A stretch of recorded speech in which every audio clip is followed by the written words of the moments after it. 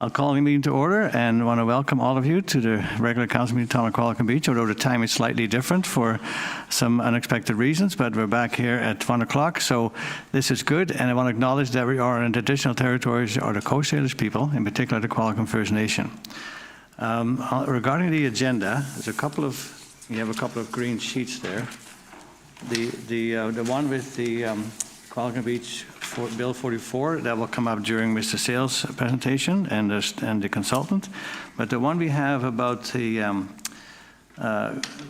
rescheduling a family skate day event, we'll take that on under 2B. And then we have another one regarding the markets, and that's under 10.2A. So the other one was 8.2B, and this one is 10.2A. So if I skip over them, would council please remind me that I need to bring these forward?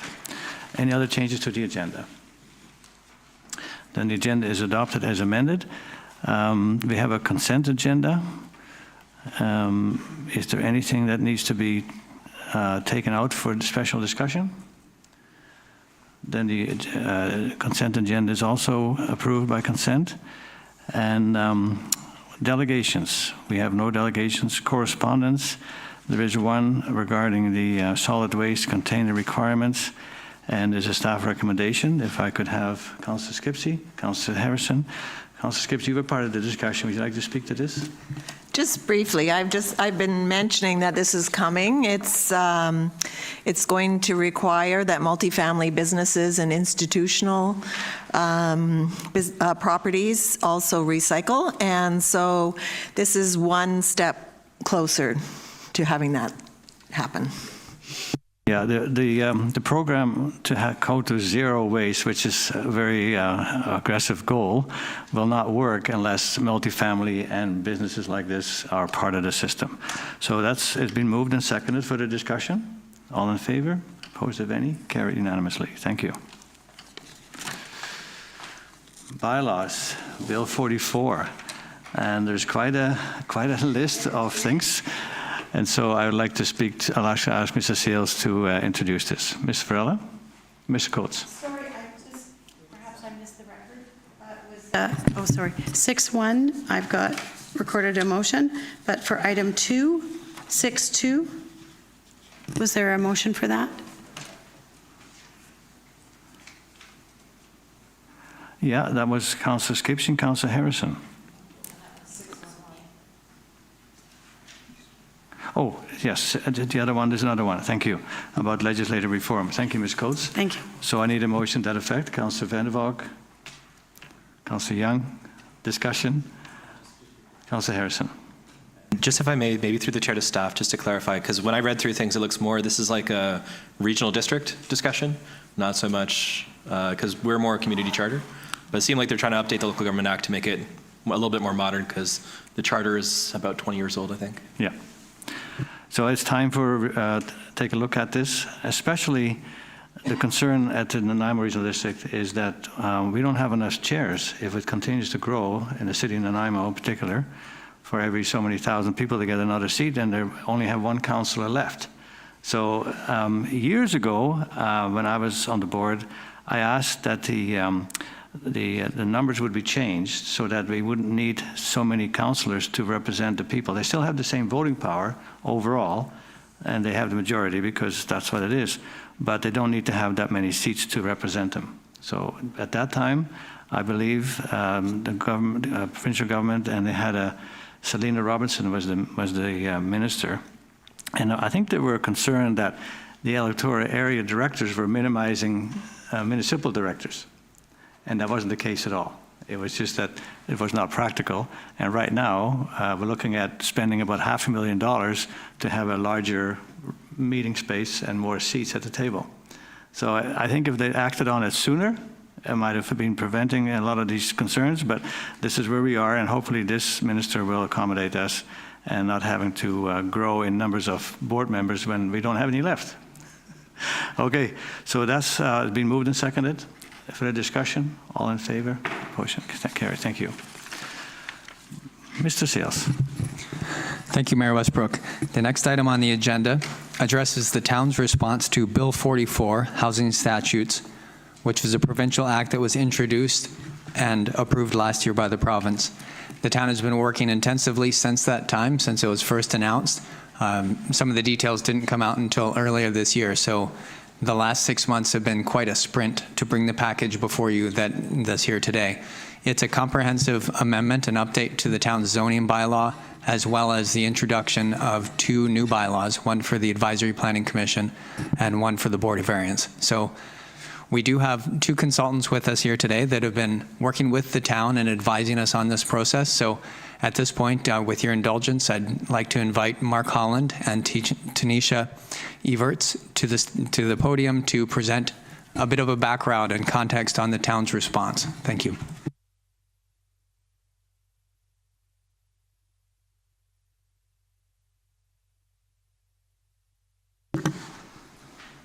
Thank you, Luke. Good afternoon, Your Worship and Council. My name is Tanisha Everts. Good job. That was Luke's first time saying my very Dutch and complicated last name. And you are all familiar with my business partner, Mark Holland, to my left, your right. Our firm has been working with the town of Qualicum Beach planning staff for a long time now on the UBCM DAPR project with Vancouver Island University. And most recently, we have assisted with the small-scale multi-unit housing legislation, which for simplicity, we are going to refer to simply as Bill 44.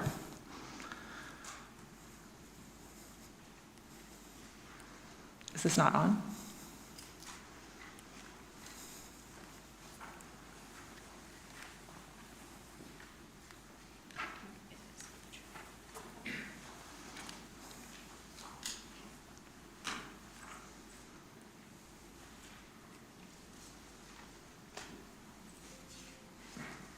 There we go. Perfect. So today's agenda, this afternoon we're going to go, I'm going to provide you with a high-level Bill 44 overview, review of our scope of work, summarize that work and our findings, highlight key dates and legislative compliance deadlines, briefly touch on stage 2 and additional works to come, and then after Mr. Sales' presentation, there will be time for questions.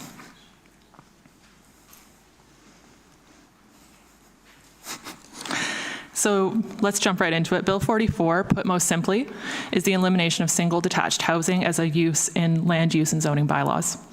We all think of the 4 to 6 units permitted, but it also brought forward that secondary suites are now permitted in all zones in most municipalities. For the town of Qualicum Beach, what Bill 44 means for regulatory updates is that areas within the growth containment boundary that are serviced by government-owned water and sanitary must permit 3 units on lots less than 280 square meters in size and 4 units on lots between 280 and 4,000 square meters. I want to pause here and state that how each local government does this will look different. So the policy manual is a guide, and what we are seeing across local governments changes in response to the legislation is different definitions, updates to general regulations, lot size minimums, lot coverage, different setbacks, different number of parking stalls, and so on.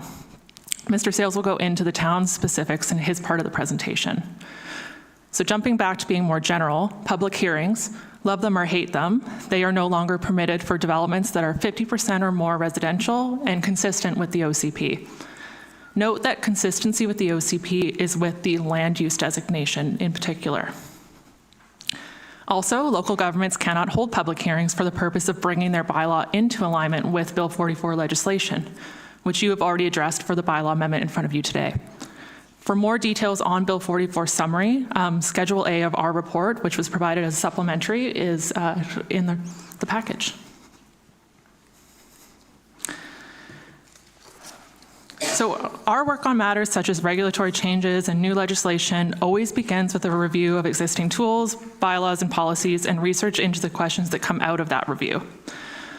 For the Bill 44 works, we reviewed the new legislation and policy manual, the town's land use bylaw and development permit areas, and what other local governments were proposing for Bill 44 alignment. This led us to researching development procedures bylaws and policies because those are embedded in the town's bylaw. We looked into delegation of authority because it is a strong recommendation from the province in not only the 2019 DAPR report, but also the policy manual. And we looked at other bylaws definitions and regulations. An example of a definition is height, which is a key component of the Bill 44 updates. The planning profession has made determining height incredibly weird to deal with, as there are different definitions everywhere you go, and some are very hard to interpret. So I've worked as a nonprofit and private sector development consultant more than I did as a municipal planner, and I've done hundreds of applications. I couldn't interpret your definition. Mark is much more experienced than me and had the same issue. So adding clarity and ease of interpretation was needed, which Mr. Sales will go into more specifically with his presentation. So once we completed our review and research, we then drafted up our work, some of which is before you, and some is with staff, such as land use bylaw markups, markups on the proposed smooth zones, and of course, we wrote a report before you today. During the review, research, and draft work stages, we also flagged that future works are going to be needed. We know some of them as they are part of the legislation, a new housing needs report and updates to the official community plan. Others are going to be more iterative and more obvious once staff are implementing the new regulations. This was a very short time to get a lot of regulatory work done. We know the regulations that are proposed may need to be refined further, and that we might not learn that until staff are in the weeds working on the new bylaw.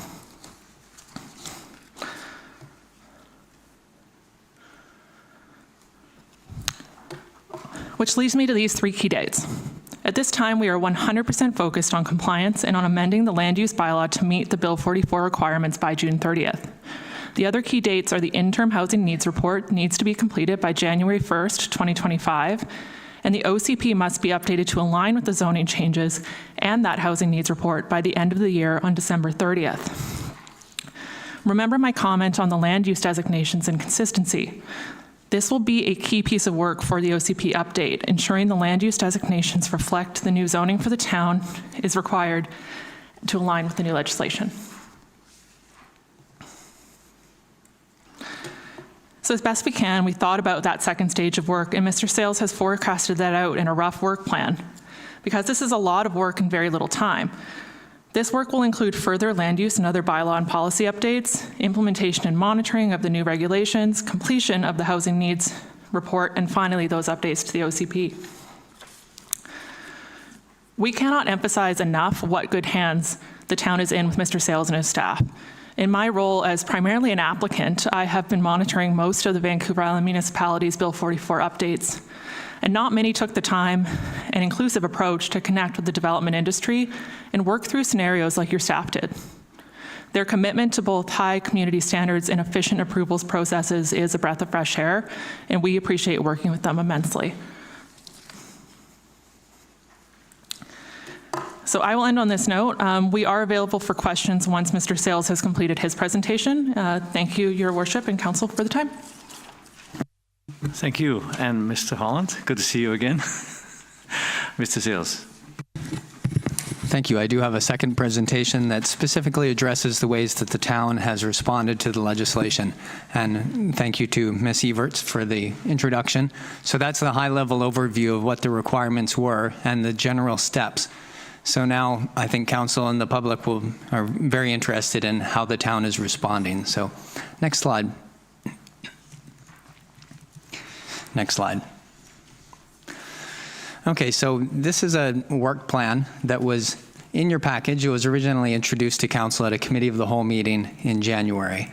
And the timeline and steps have largely remained consistent. There have been a few changes at the end. So just at a very high level, the first step was to put together a working group to analyze what the town's new zoning regulations would look like, as well as the design guidelines that would accompany those new zoning regulations.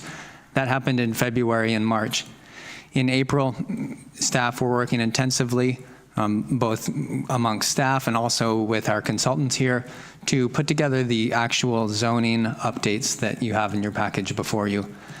And we've continued that work through May. We were originally intending to take this to council on May 1st. That's what the January timeline indicated, but it did unfortunately have to be delayed to today.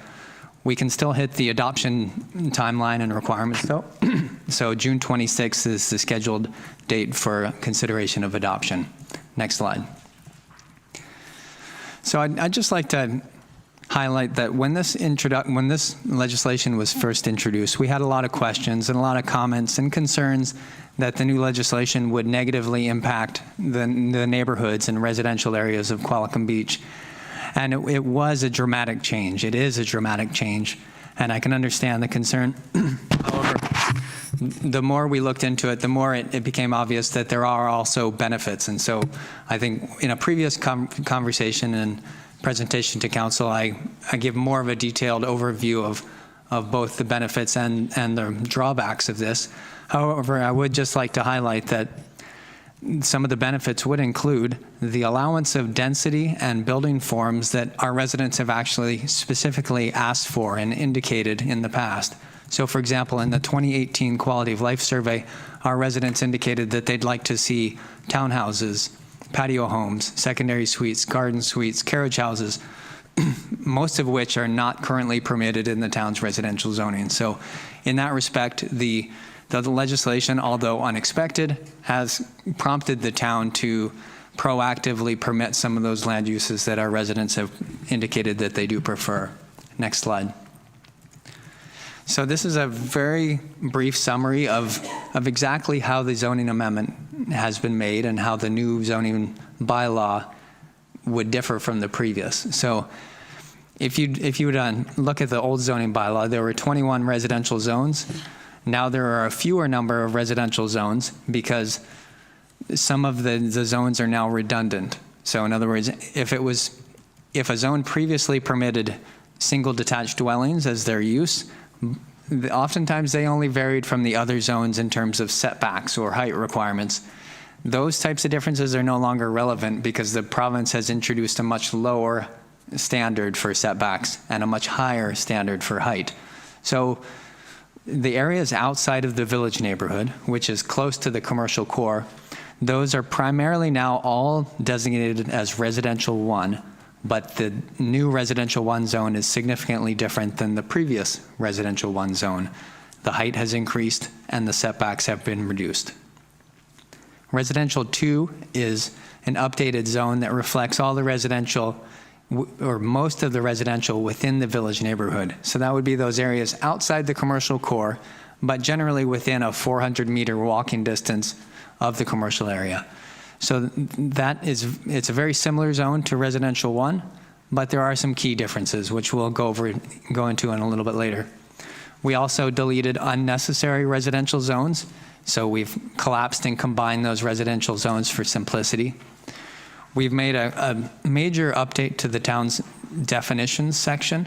So I think you'd find that the previous zoning bylaw had a number of definitions that were no longer needed or outdated or confusing. So wherever possible, we looked at those, we looked at other zoning bylaws and just tried to find the clearest and most effective way to actually update that definition section. So that's seen a number of updates.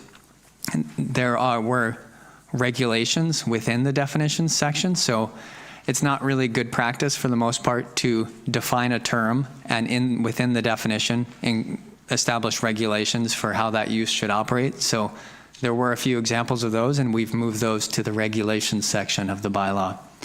We also introduced a new development permit area guideline section for the interim residential design guidelines, which I will go into in more detail in a moment as well. Next slide. Okay, so design guideline development. The province didn't require that municipalities introduce design guidelines as a part of this process. They required that municipalities allow 4 dwelling units on properties where only 1 or 2 was permitted in the past. However, the town has always had great care and paid attention to the way that our neighborhoods looked and the way that they felt. So the quality of life was kind of the guiding principle here. And so we did want to make sure that in tandem with the introduction of this increased density, we want to make sure there's design guidelines to accompany it. So we went through a compressed process to develop those design guidelines. We did draw on expertise from the community. So we had a small working group with local representatives with experience in architecture, planning, and environmental stewardship. Councillor Vander, because of her community development portfolio, did attend those meetings. So The steps that we went through as a working group, first we considered, in the light of this increased density, what would the characteristics be of development that we actually do want to see in our residential neighborhoods? So we put together that list of characteristics that we wanted to pursue, and those kind of served as a guiding framework as we considered the next stages of the project. We next looked at the typical lot configurations within the town and did design exercises for each one of them. So as an example, most of our residential neighborhoods went a little bit further from the town. The newer residential neighborhoods, they're 75-foot wide lots and typically, say, 100, maybe 120 feet deep. Those are large lots. They're different than you would typically find in Nanaimo, Vancouver, Parksville. Our lots have always been generous in terms of the minimum frontage width to make sure that we had enough room for generous landscaping on the sides. The reason that relates to Bill 44 is that because our lots are wider, we have a little bit more room to play with when it comes to setbacks, landscaping requirements and such. So this group, we went through every one of those typical lot scenarios and designed kind of models of how the new increased density could fit onto each of those lot typologies. And that includes scenarios where development was being added to a lot where there's already a house. So you don't want to take out the house. How could you add 1, 2, 3 more units on there? So we explored each of those scenarios. We also explored a scenario where the house is removed and you're starting from more or less a blank slate. What would be the best way to fit 4 units on each of those lot typologies? And then the last stage of the process, we were drafting design guidelines throughout that whole process. But then at the end, we had I thought it was a very entertaining exercise where each member of the group went home, designed things that they would like to see, and also designed things that they would definitely not like to see. And then we came back as a group and evaluated them using our design guidelines to make sure that they would actually function well. So in other words, if the things that people didn't want to see passed our design guidelines, then we needed to update them. Similarly, if the design guidelines were prohibiting things that people did want to see and did want to be approved, then that would also be an issue. So the design guidelines have been tested in each of those lot scenarios and also against the type of development that the working group representatives wanted to see. Next slide. This is a little hard to read on the screen, but it is in your package. But I think it's important to go step by step and just address the potential concerns of this new legislation and just talk briefly about the ways that the town has addressed that. So first of all, the first major concern that came up was incompatibility. People, I think, naturally are imagining a single detached house and a next door fourplex popping up. So that could be concerning. So what the town has done to address that potential concern is introduce these interim residential design guidelines. And there is language in those design guidelines respecting compatibility with adjacent uses, recommending some ways that buildings can, perhaps step down, towards smaller buildings on the side or introduce design elements that lower the perceived height of those buildings in those areas. Landscaping is also an important approach. Increased density. So the province is requiring the 4 units per parcel. That's not something that we really had any room to maneuver. That is just the provincial mandate, and we didn't have any flexibility there.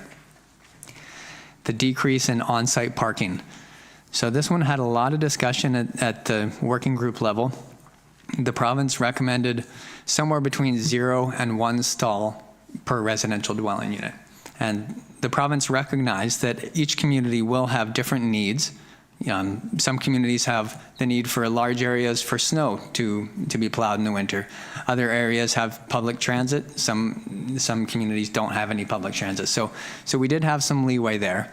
And so the working group did recommend, for the most part, one parking stall per residential dwelling unit.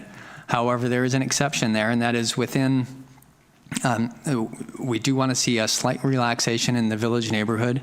So in other words, you could have 4 dwelling units and only 3 on-site parking stalls were required.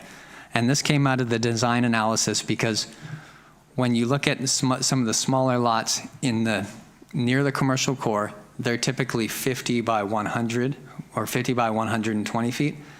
When you put 4 stalls on there, it starts to feel a lot more like a parking lot and a lot less like a nice place to live. So the trade-off there was the working group felt that one of those parking stalls could be on the road. So that would be, it's just a slight relaxation.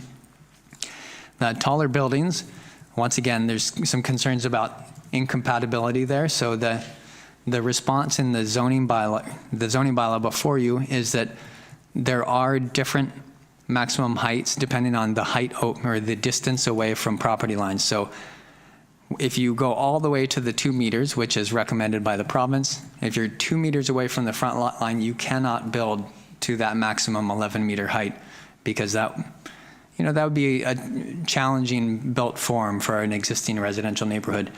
So in other words, you need to go farther back from the front property line before you can target those increased heights. And that's also mentioned in the design guidelines in terms of recommending sensitive approaches to integrating with the streetscape and also with neighboring properties. And so that last one, setbacks, we also considered setbacks in terms of the amount of building that should actually be that close to the road.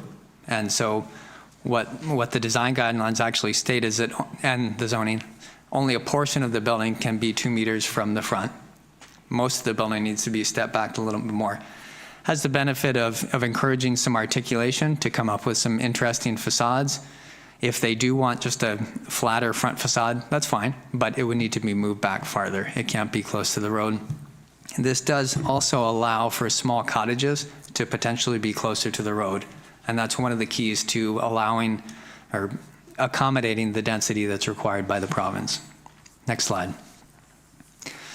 Okay, so next steps. This zoning bylaw, it's a big document. There's lots of things that are now correct in the zoning bylaw, and I think it's fair to say that there will continue to be some changes. So I just wanted to give an overview of what that cycle would look like as we refine it moving forward. So first of all, this zoning bylaw will be sent off following this meeting for legal review. Legal reviews, that's an exhaustive process that can take months. So that's not something that will be completed before council needs to adopt it next month. However, we are anticipating that in the fall, we're going to do a housekeeping amendment, and that would be the time to also incorporate any feedback from the town's legal counsel. Following this meeting, we also need to refer it to the Ministry of Transportation. That's just a standard procedural requirement when you're doing zoning amendments within 800 meters of a provincial highway. So I'm assuming that that'll be a pretty simple process because every municipality in the province is probably sending them a referral this week. Okay, so housekeeping amendments. I mentioned that we are scheduling a housekeeping amendment process in the fall. We're going to try to make changes also before you see it again on June 26th, but we're also realistic in that not everything can be caught within the next few weeks before that next agenda goes out. As Ms. Everts mentioned earlier, the province is requiring an interim housing needs report to be done by the town this year. Still some details to be developed in terms of what the province is actually requiring, but that is something that we will be working on perhaps later this year before the deadline. We've already discussed the fact that next year there is an official community plan review scheduled. This is a mandated OCP review by the province because we need to incorporate the housing density identified in the housing needs report into the OCP. So that has to happen next year. However, it also aligns with the town's general intention to go through an OCP review. So later this year, we'll start to fine tune exactly what that OCP review will include. It's not likely to be as comprehensive as some of our previous OCP reviews because rather than taking 3 years to do an OCP review, we have to start it and finish it within 1 year. As a precursor to that, we do intend to do the quality of life survey later this year. And you'd be aware that that was originally scheduled to happen early this year, but then this whole Bill 44 introduction just really scrambled the timeline. So we pushed that off until we had a clearer idea of when it could happen. and now it's being scheduled for late 2024. Okay, and also, oh yeah, I was just reading the slide and there was a head in the way. I thought I was missing a word. I think I'm okay. Next slide. Public engagement. So because of the compressed timeline that we've gone through and the amount of work, there hasn't really been enough time to adequately consult with the public. And so we have to be completely upfront about the fact that the town has a very strong commitment to public engagement. And unfortunately, we just haven't been able to meet that commitment given the timelines and amount of work required by the provincial timeline. So the commitment moving forward is we are doing an OCP review next year, and that will be the time for the public to chime in and take part and help us with that policy development process. We will also be engaging the public through the quality of life survey, which would be late this year, perhaps early next year, but definitely in the relatively near future.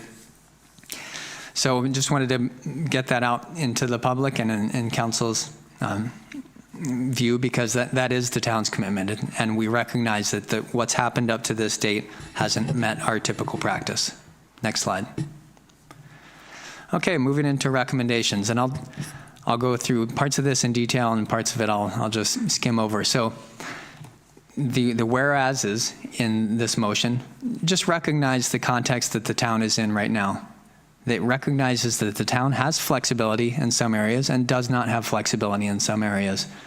And it also gives some weight and credibility to the interim design guidelines, which are in the document before you, but we will need to, do more housekeeping amendments later in the year. Next slide. The majority of the work and the majority of the package is a new zoning bylaw, which is zoning bylaw number 900. And to meet the provincial timeline, we're recommending 3 readings of that bylaw today. We will likely make some changes before the next meeting, in which case we'll need to maybe rescind our reading, but we'll definitely need to read as amended. So, that'll continue to be refined moving forward. And then, so 3 readings of that, and then also a motion regarding the residential design guidelines, the interim residential design guidelines. Next slide.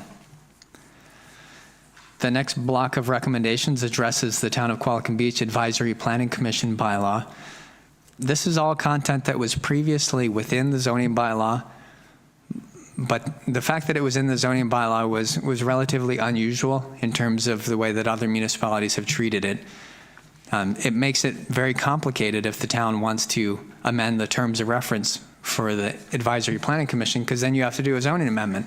So it's a little bit of a logical inconsistency. So we've moved that out so that council can refine it moving forward without a zoning amendment. Next slide. Similarly for the Board of Variance, that was also within the zoning bylaw. So to avoid a scenario where the town has to do a zoning amendment to change the terms of reference for the Board of Variance, that is a new bylaw, and we're recommending 3 readings for those as well. I think that concludes all my slides. Rebecca's nodding. So with that, I'll turn it back to you, Mayor Westbrook, and please to answer any questions. And Mr. Holland and Ms. Everts are also available. Thank you. And also very capable. I remember you leading us through one of the OCP reviews, and there were some very hot moments, but you handled them exceptionally well. I was impressed. Any questions? Councillor Harrison. So yeah, before I get into the meat of all my things that are really particular about the bylaw itself, just as a general thing, so the province has a formula for the population growth targets, essentially. Have we received sort of the background on how to calculate that interim housing needs report? Because I know we're going to have to make the total buildable area meet up with that population target. Mr. Seals.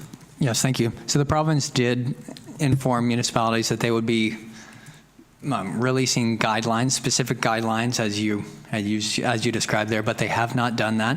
They have given some interim guidance in that the previous housing needs report could be modified to meet the new requirement by adding some specific information, but I do feel like there's still information that municipalities need before we can actually fully finalize that interim housing needs report. So I would say no, it has not been received. And just the reason I was asking is that obviously if I mean, this is a bridge we'll get to later on. It's not for today. But if it is a number that, for whatever reason, is much higher than we expect, we'll have to figure out where do we put a little bit more housing than we would have otherwise. But that's for, again, probably 6 months from now. Yeah, more. Oh, I have oodles, but I want to make sure everyone else gets a chance before I literally do 17. Take a bite out of them and see where you go. Well, I'll just do the biggest one. The biggest one for me is actually on page 73, and that's our density bonusing. And currently there are 3 different things for density bonusing. And again, I have 17 in total, so I do want to let everyone else get a chance. But that was the one that really stood out for me, is that we have nothing for non-market housing. So if a developer wants to have a few units that they offer to a nonprofit at below market rates, they're actually not included currently in our density bonusing. I think it's something we should add in the future. I know I don't have a hard number of what's an appropriate number or anything like that. And then the second thing for me in terms of environmental sustainability, we might want to consider a partial waiver of DCCs instead. So if someone was going to build a multifamily building that was to step 4 or a single family dwelling to step 5, they're reasonably going to use less infrastructure, right? So it's reasonable to say that their DCC should be a little bit less because they're so energy efficient, or they use so much less water, or they have a composting toilet, or God knows what, that they'll have less impact, so they should probably get a discount on their DCCs. That's, again, for a further day. But I'm just highlighting our density bonusing, that A, I think there's a gap without affordable housing, and B, I think we might want to look at the environment where they have a choice between a little bit more density or getting actually reduced fees, because there's a justifiable case that they'll be using yet less services. And so that incentivizes developers to be a little bit greener when they build. I'd like to ask comments from both our consultants and from Mr. Sales about that. That's a very good point to raise, where we're encouraging people to do these kind of things, and what is the benefit for the builder for that? Thank you. Okay, thank you, Mayor Westbrook. Certainly the intention of the density bonuses section was to encourage people to do the things that the town wanted and to give them an incentive to do it. So certainly encouraging people to achieve higher levels of the step code or other environmental standards has long been a priority for the town. And if there's aspects that aren't recognized in these density bonuses, then it's certainly something we can add. What I would say, though, is it might be best to have a kind of longer debate around what the details of what we want to incentivize, maybe later in this year, as a part of the other housekeeping amendment that we do in the fall. So I don't have any other further comments. If our consultants do, we can. I saw Mr. Holland nodding, so you agree that we need, when we have a larger discussion on that type of services. Thank you. Ms. Skipsey, Councillor Skipsey. Thank you. Well, I have a number of things, but I did provide them to staff earlier, so they are aware of some of my questions and whatnot. The first one was on page 54. We were talking about height exclusions, and I wondered if solar panels should be added to that. Oftentimes they aren't that high, but it depends on the angle on which you put them. So I wondered if that should be included as a height exclusion. And then I also had similar thoughts around the density bonuses, and that the fact that those were decided a long time ago, and that it's probably time to revisit them and just see if they're still relevant in today's context. And as we're almost at the top of most of the energy efficiency step codes, we could be looking at valuing some other sustainability measure, and then basically what's expected versus what we want to incentivize. I guess the other thing that I would like to mention is looking at everything through a climate lens. That's something we talked about at the beginning of our term, and I want to make sure that we're looking at this as well in general through a climate lens. And I'm glad to see, talking about green building considerations. There were a few things that kind of jumped out at me, like cement walls and different things that maybe isn't the most green approach. It looks modern, it looks nice, but it's probably not in line with that. The other thing was the laneways and a hard and fast rule about a requirement for parking in laneways. There have been a couple of cases where the town has decided not to go that route, and I know some of the laneways are currently being used as greenways, or also they're heavily treed. And so I think that we need to be just mindful of that and maybe not make it a hard and fast rule. And also taking a closer look at our boulevards, because they're going to play a really important role, I think, going forward. The only other thing, I guess, I think that, I think we're going in the right direction. I'm really pleased with the guidelines. Not perfection, but going in the right direction is what I would say.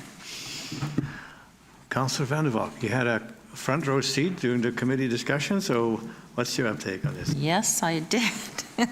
And it was a pleasure to sit in on the meetings. I was very impressed with the care and dedication that all of the people that were involved in the working group showed, and really seriously interested in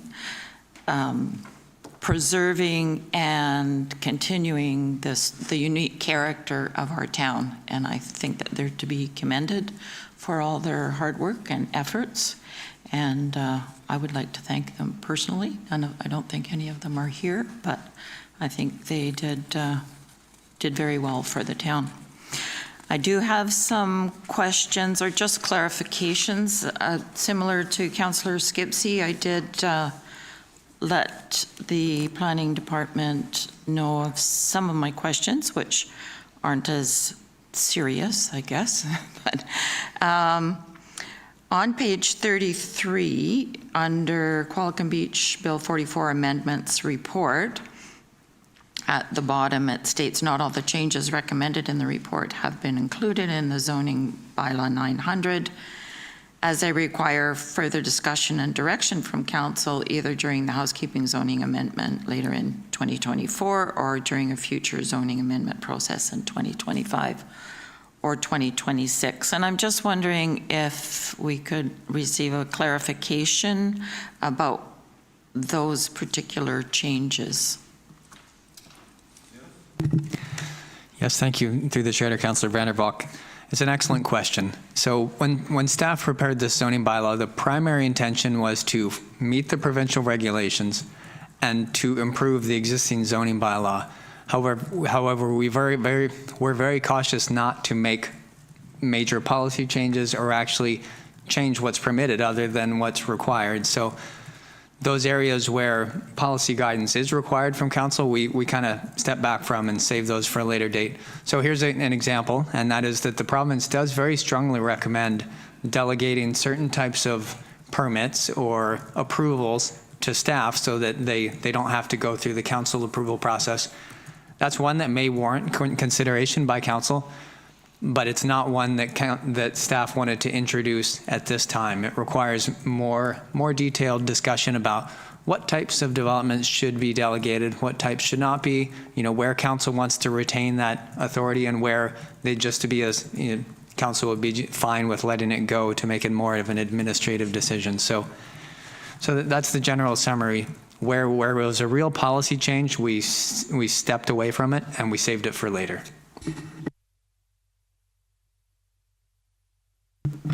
Yes, I have several. I'll just do a couple of them and maybe we can do another round.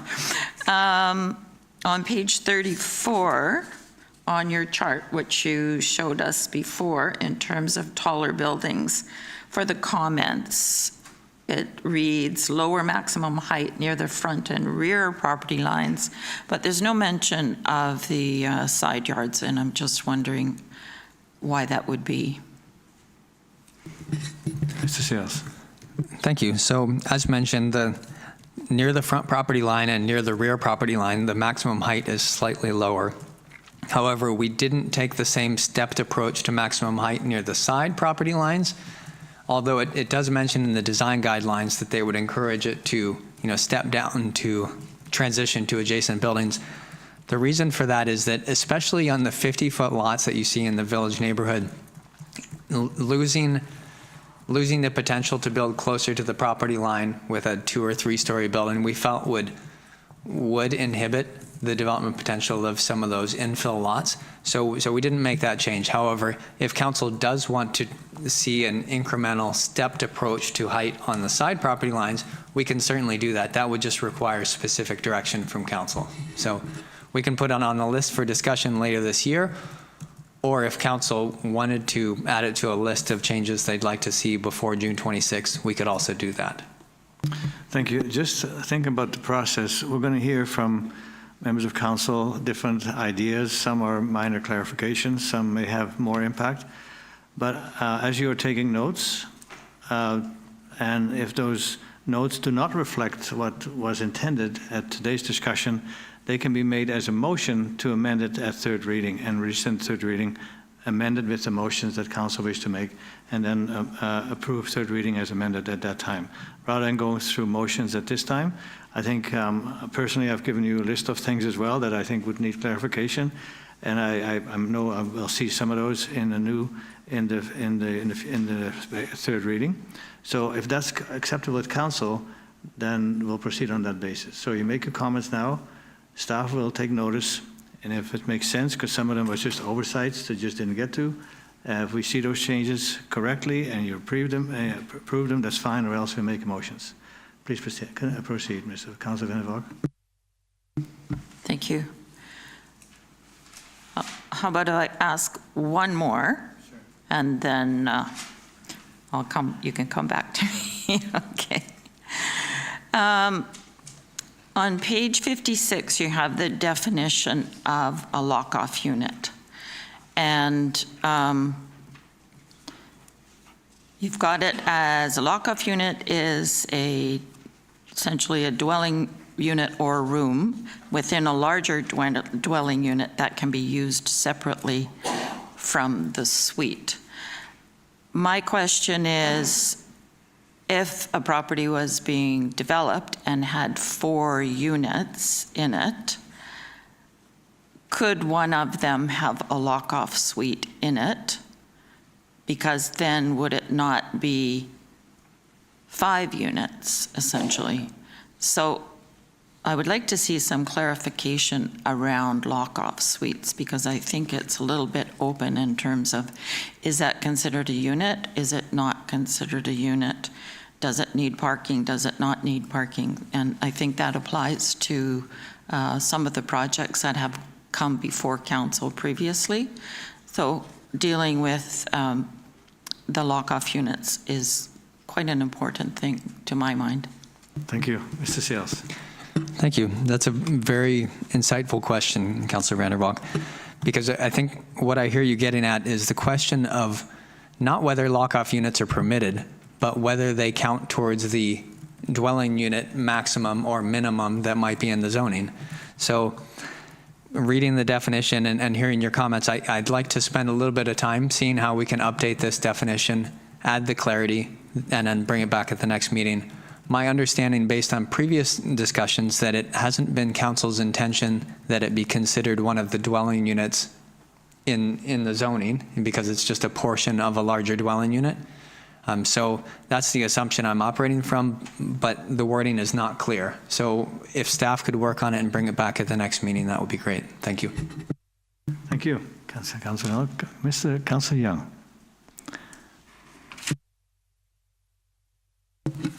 I don't have much to say, except I'm appreciating all the hard work of the staff and the professionals, and how quickly our planners, Luke Sales, has responded to some of our residents' questions on Bill 44. Busy as you are, you responded right away to some questions, and I think that's really appreciated. And I just love the comments from my fellow councillors and how they have that background about housing that I don't have that much knowledge on. So I allow my time for Petronella to proceed more. The time is unlimited. You just made it extravagant. So, but those are nice things to say. I have a couple of questions.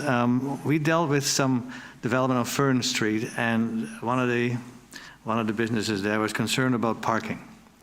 And if we are saying, well, if 4 units, they only need 3 parking, that would exacerbate a problem in that particular case. So is there any other way where we could address, because parking is obviously a serious concern as well, how we could accommodate the concerns from the local businesses on streets like Fern, where you can also have business and residential? Thank you, Mayor Westbrook. It's a challenging question. I don't know if there's a right answer. I think there's many facets to the town's approach. One would be constructing as much public parking as we can. So, for example, in areas where street side parking is not permitted, maybe we want to reassess those to make sure that we're allowing as much public parking as possible. Secondly, encouraging businesses to use as much of their own parking off the curb as possible. So we know from some of our parking studies that a lot of the areas behind businesses are not fully utilized in some of those times a day when the parking is really hard to find on the street. That's not the answer in all areas. We do know that there's some constraints, especially on Fern Road near Quality Foods and also Fern Road near the clinics that you described. And then, the next part, of course, is parking enforcement and parking management overall. We have a 2-hour parking limit in many areas, pretty much the entire commercial area has a 2-hour limit on curbside parking, but we have a limited capacity to actually enforce that, because we only have one bylaw enforcement officer. So I think especially in strategic planning in the fall, we may want to consider the extent to which council does want to proactively manage parking by enforcing the 2-hour parking limit. So lots of facets there. I don't think there's a simple answer. I don't think that the cause of the parking concern will be because of the difference between 3 or 4 stalls on these infill lots. I think it's a larger systematic conundrum in the uptown core. But I do think there's potential to add parking and also to make more efficient use of the parking that we do have. Thank you. Thank you. For the second round, Councillor Harrison. Okay. So I'd be looking at pages 49 and 55 on this, and this is all the language in our bylaw about hotels. So accessory hotel use, also the accessory short-term rental unit, and then the hotel condominium definition. And all three have a timeline. So for a hotel condominium, it's no more than 46 days per 90. For accessory hotels, no more than 42 days per 90. And for short-term rentals, no more than 42 days per 90. And for all three, my question is, why do we regulate that? Because if we have a locum who's filling in for a doctor for 2 months who's ill, they would have to change their room halfway through the stay. And it just seems to me kind of silly. Like if a hotel wants to offer up in a shoulder season a room for 3 months to one person, that's their choice. If they want to do that in the summer, they're losing out on money because you get more money on a short stay in the summertime. But again, it's their business, it's their choice. And I'm not sure how we'd enforce it anyways. I'm not sure Dawn would be dropping by the place and actually checking in. So I think this is one of those things where I know there's an echo in the RDN for RVs on private property where it's 42 days per 90 or 46. It's one of those two. But it's the only place I ever saw it. I just don't think it's very effective. I think honestly just let folks, it's your business and you want to lose money, fine. You want to essentially have a residential use while paying commercial taxation. Thank you for the extra taxes for our town. That's good for you. Yeah, let's just maybe. Sales. Thank you, Mayor Westbrook. Through the chair to Councillor Harrison, I made a note of that. The intention of that language is to protect what tourist accommodation we do have so that it isn't converted into full-time residential dwellings. Because although you are correct that it's currently taxed as commercial, if it starts being occupied as residential, BC assessment doesn't tax by zoning. So in other words, if they see people living there all the time, they'll start taxing it residential. So that's how the town lost many of its existing hotels on the waterfront. So that's the little backstory, kind of irrelevant. But your point is very well taken that we need to take a careful look at this 42 days thing to see if there's a different way to achieve the same goal while being a little bit clearer and not precluding those types of more extended stay scenarios that you mentioned. So if you'll leave that with us, I think we can clarify that language. Thank you. And if I may just to the chair, I have no expectation that we do any of these changes today. It's just raising things for the future. Page 68, and there's an exception for water bottling, which just sounds like a really weird exception. Personally, I'm fine with saying no water bottling ever, but, you know, I'll leave it in there. I'm sure there's some valid reason why we have the weird language about someone selling it on site for the water bottling. So leaving that there.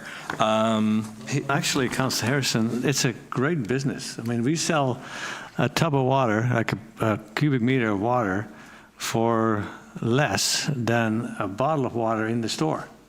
So maybe we look at this from a different perspective, and you know, we can sell 1,000 bottles for the price of one. Anyway, there's something to be. I've mentioned that as well to Mr. Sales, and I'm not sure if it's a business opportunity for the town of Qualicum Beach, because we do have, in my opinion, the best water on Vancouver Island, and I see it being sold in the store for a fraction of what it's really worth, and I wonder if that's something that the town could look at when we're looking for more revenue rather than tax increases. Go ahead, Councillor Harrison. And then the next would be page 74 for bed and breakfast definitions. For me, some of the things is like maximum number of guests. I'd prefer, since we're just looking at the maximum number of rooms you can have based on the size. Again, if it's a family, couple with their kid, and they want to be very cramped for a day, and you know, someone wants to sleep on a couch or on the floor with a little foamy underneath them, for me, that's also their choice. And it's also the person who operates the bed and breakfast, it's their choice as well. So that's just the max number of guests based on size, page 74. I also think, just as a general thing, if we're going to, because what we've essentially done is we've shut down Airbnb altogether for a lot of homes. So if you have essentially a hotel and you're using Airbnb, that's fine. But everything else is essentially not operational because they don't have the ability to get a business license. I would like us to look at the bed and breakfast and maybe consider expanding it a little bit. So I think there's a fair debate, like if you have a suite in the backyard, which is nice for a family to visit, and you want to operate as a bed and breakfast, is that something where we basically preclude that in our bed and breakfast definition? Currently, we do. So I'm not saying where we should go as a council. I just think that's a good debate to have as we move forward. And it's not really, I mean, that I'm not sure where everyone else in council is with that, but I just think that's something we might want to look at. And then I guess I'll do there's still several more. Okay, really fast. Screening on page 75, so that's like screening off parking. And I know it's a desirable thing to do. I'm just wondering, like, how strict is that, because it says, for example, 23A, any parking area which is located within 5 meters of a front lot line, exterior lot line, or lane shall be screened from the lot line with a wall, fence, or hedge at least 1 meter high. And I'm just wondering, is that going to be like a hard requirement all the time that you always have to screen it? Or is this sort of more like a guideline, like if you can, you can, but if not, I'm just wondering, a lot of people might have to suddenly start building a fence in front of their property. Mr. Seals? Thank you, Mayor Westbrook. Through the chair to Councillor Harrison. I've just made a note of that. We have discussed it in the past, and I think it needs to be updated. It was just an oversight not to correct that, because almost every residential property in the town would be in violation of that clause. Thank you very much, Mr. Sales. Also, too, on the same page, the farm retail sales, where it talks about the maximum square footage. I'm assuming that's in compliance with Agricultural Land Commission requirements, because provincial regulation in that area always precludes anything we might say. We don't have the ability to do less than the Agricultural Land Commission for farm use, and those are our farm uses at present. I'll also add, I'd love to see us do more value-added farm agriculture in Qualicum Beach, but that's for another day. And then, actually, I'll stop for a bit because I think this is getting a little bit too long. I'll send the rest just as notes for staff. But the other thing is, I had a conversation once with actually a couple weeks ago with a business person, and I mentioned it briefly to Councillor Skipsey, that when we start going through the zoning, there's all sorts of different commercial zonings, C1, C2, et cetera. And I do think there's an argument, and we're too busy to do this right now, but looking at taxation rates on arterials for different uses. So if you're on the ground floor versus on the second floor, so and I'm not trying to pick on one law office, but there's one law office in particular where they have probably the most desirable, one of the 2 or 3 most desirable locations in town, but really that should be something that gets more people coming through and using it as opposed to a law office you go to. And the direction I'd suggest we might want to talk about one day, and this is like a year from now when we're doing more zoning stuff, is that you can still do that. You're not prohibiting the use, but you're going to pay more in taxes, because ideally it should be more on the second story of a 2-story building where you go up to the lawyer's office, but the ground floor is more retail, restaurants, things that have people milling around and participating in the streetscape a bit more. Anyways, the rest I'll just, I will say too, I want to give a huge shout out to Liz the newly hired planner who did a lot of the interim design guidelines. She did a really good job. So hat tip to Liz. I think this is a really good compromise, and I like the direction where we don't try to block the provincial legislation because we have no power to, so it's a useless thing for us to do as local electeds. But we try to work in good faith and find something that fits our community character too. I think that's a good mix. Thank you. And I share your view on allowing, especially corner lots and commercial in the commercial area, for legal or other professional services. That's not really what we want to see downtown. So at one time, we had a lot of vacancies and we weren't too concerned as long as it gets filled up. But now I think it's time to be, if we can, change that. And how we would change it, I'm not sure.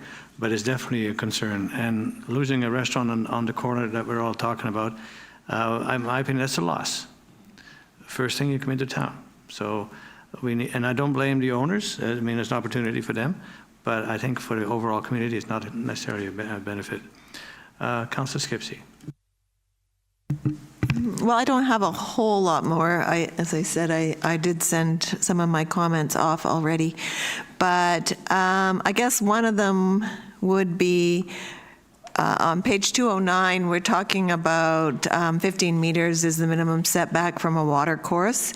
And my preference would be to use the province's develop with care guidelines, I think, which are a bit more generous. And I wondered, it's not for today, but in future, perhaps we could be looking at that.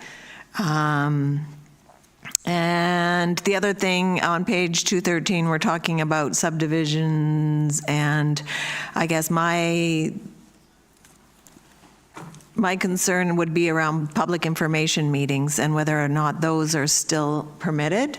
I know we're not doing public hearings, but in the past we have had property owners host public information meetings that I think have been very beneficial to the community. Thank you. That is, we talked about how we are very keen on public engagement and not having the option for public hearings. There are other types of meetings not called public hearings, like committee of the whole, delegations, open houses, developers, open houses. So how would we register that on these kinds of changes? Thank you. I'll introduce this one, and the consultants may want to chime in as well. The first thing is that with regard to public information meetings, those are still permitted and would be required by the town policy in most cases. So that's a separate policy, not within the zoning bylaw, that requires that they do undertake that. And you know, as you mentioned, there are other formats for the public to give feedback or interact directly with developers. And as we become more familiar with this new process and how it pans out, I think we'll look for those opportunities. But there is a fine line that we need to walk, because the province has been very clear that public hearings are not permitted. And that kind of includes public hearings that aren't called public hearings. You know, they've insinuated that if you hold a meeting, you call it a committee of the whole, and it's a chance for everyone to come up to the mic and speak for 2 minutes to share their comments about the development, that's just a public hearing by another name. So I think our challenge moving forward will be, how do we get the most valuable and meaningful public input through each of these processes without crossing that line that would attract the province's attention by having a public hearing by another name. So I would love to hear the consultants' comments on this if they're willing to share them. Thank you. Well, we got somebody from Holland and somebody with the name of Holland. So go ahead. We try and keep our brand really tight. Yes, it's been an issue that everyone is facing, that we can't have public hearings anymore. How are we going to hear from the public on things that they care about and rightfully should be able to write in? So we've been looking at this through that larger ADAPT work that we've been doing with Vancouver Island University, and also looking at it through the future procedures work that the town of Qualicum Beach is going to have to do. So part of that new procedures bylaw or policy could be that a public information meeting is a requirement, depending on the type and scope of the rezoning, if it has that residential or not. it might have a public hearing. So a public hearing has only been waived if it's not compliant with the OCP and it has it has more than 50% residential. Things that don't meet that, some mixed-use buildings might not meet that, you would still have a public hearing, and that's still on the table for commercial, all industrial, all other land uses. But basically what you could do in that procedures bylaw is state that that needs to happen. That public information result would be part of your council package and part of staff's report to you. And ideally, things don't come forward to council till that's done. It helps staff have that kind of grit, if it's in a bylaw or in a policy, and it clarifies things for developers. Do you definitely think about a threshold, though? Does every development need a public information meeting? What is the scope and scale that you want to see that feedback from the public, and when is it okay not to? You'll also have to think about that in the context of delegation of authority and how you may end up defining a minor and major variance, because all variances would come to you unless you've delegated it to staff in the future and it's a minor variance. I hope that helps. Yeah, we had sometimes kind of resistance to having a public information meeting. One was Mr. Vander's when he built Villa Rosa, and he says, I don't have to do that, it's not legal. I said, no, but it's something we like. And he says, how do I do that? I said, you rent a room in the Civic Center, you have your planners, your architects, everybody else there, have some cookies and say, you know, him and his wife welcome the community to look at the new building. In the end, he was quite happy because I think he got a lot of people on the list who were willing to buy one of those if it ever happened. So it may not be such a bad thing for both the builder, the developer, and the town, and for the community to get that interaction. Because at a public hearing, there's no dialogue, there's no interaction. So having it separate, where they can ask questions directly to the builder, I think is much preferred route. And then when it comes to council, we're more familiar with it, and they've had some feedback that we would have got otherwise. So I think we can work with this, and people can also send in written comments. Instead of having to come to a public hearing where they would say what they think of the project, I don't think anybody can prevent them writing to us and say, well, this is what I think of this project. So I think we still get the feedback, it's just in a different way. And we will be very careful not having meetings that could be perceived as a public hearing. But communications and other ways, I think we're still going to be open to the public, which are always very forward and then never backwards coming forward in this town. Mr. Holland. Thank you, Your Worship, and it's a real honor to be back. I was very pleased to be invited to come back and work with you on this. I would like to emphasize the written feedback. For better or worse, I was part of the team that wrote the policy manual. It was under another firm, but I was part of it, so you can lynch me when I leave here if that's a discussion. But we spent most of our time basically raising issues like this with them, going, you understand, because the provincial team didn't have very many people who'd been involved at this level. Like, this is how this is going to play out. I think my sense is that the intent of this was clear written feedback is deeply encouraged. There was no intent to reduce the public comment. What they acknowledged was that public hearings as an event are highly emotional, can be actually quite scary to individuals, particularly if they hold a contrary opinion to 5 of their neighbors in the intense neighborhood politics that we all live in sometimes. Young families can almost never make them, so there's whole segments of the population that can't be part of them.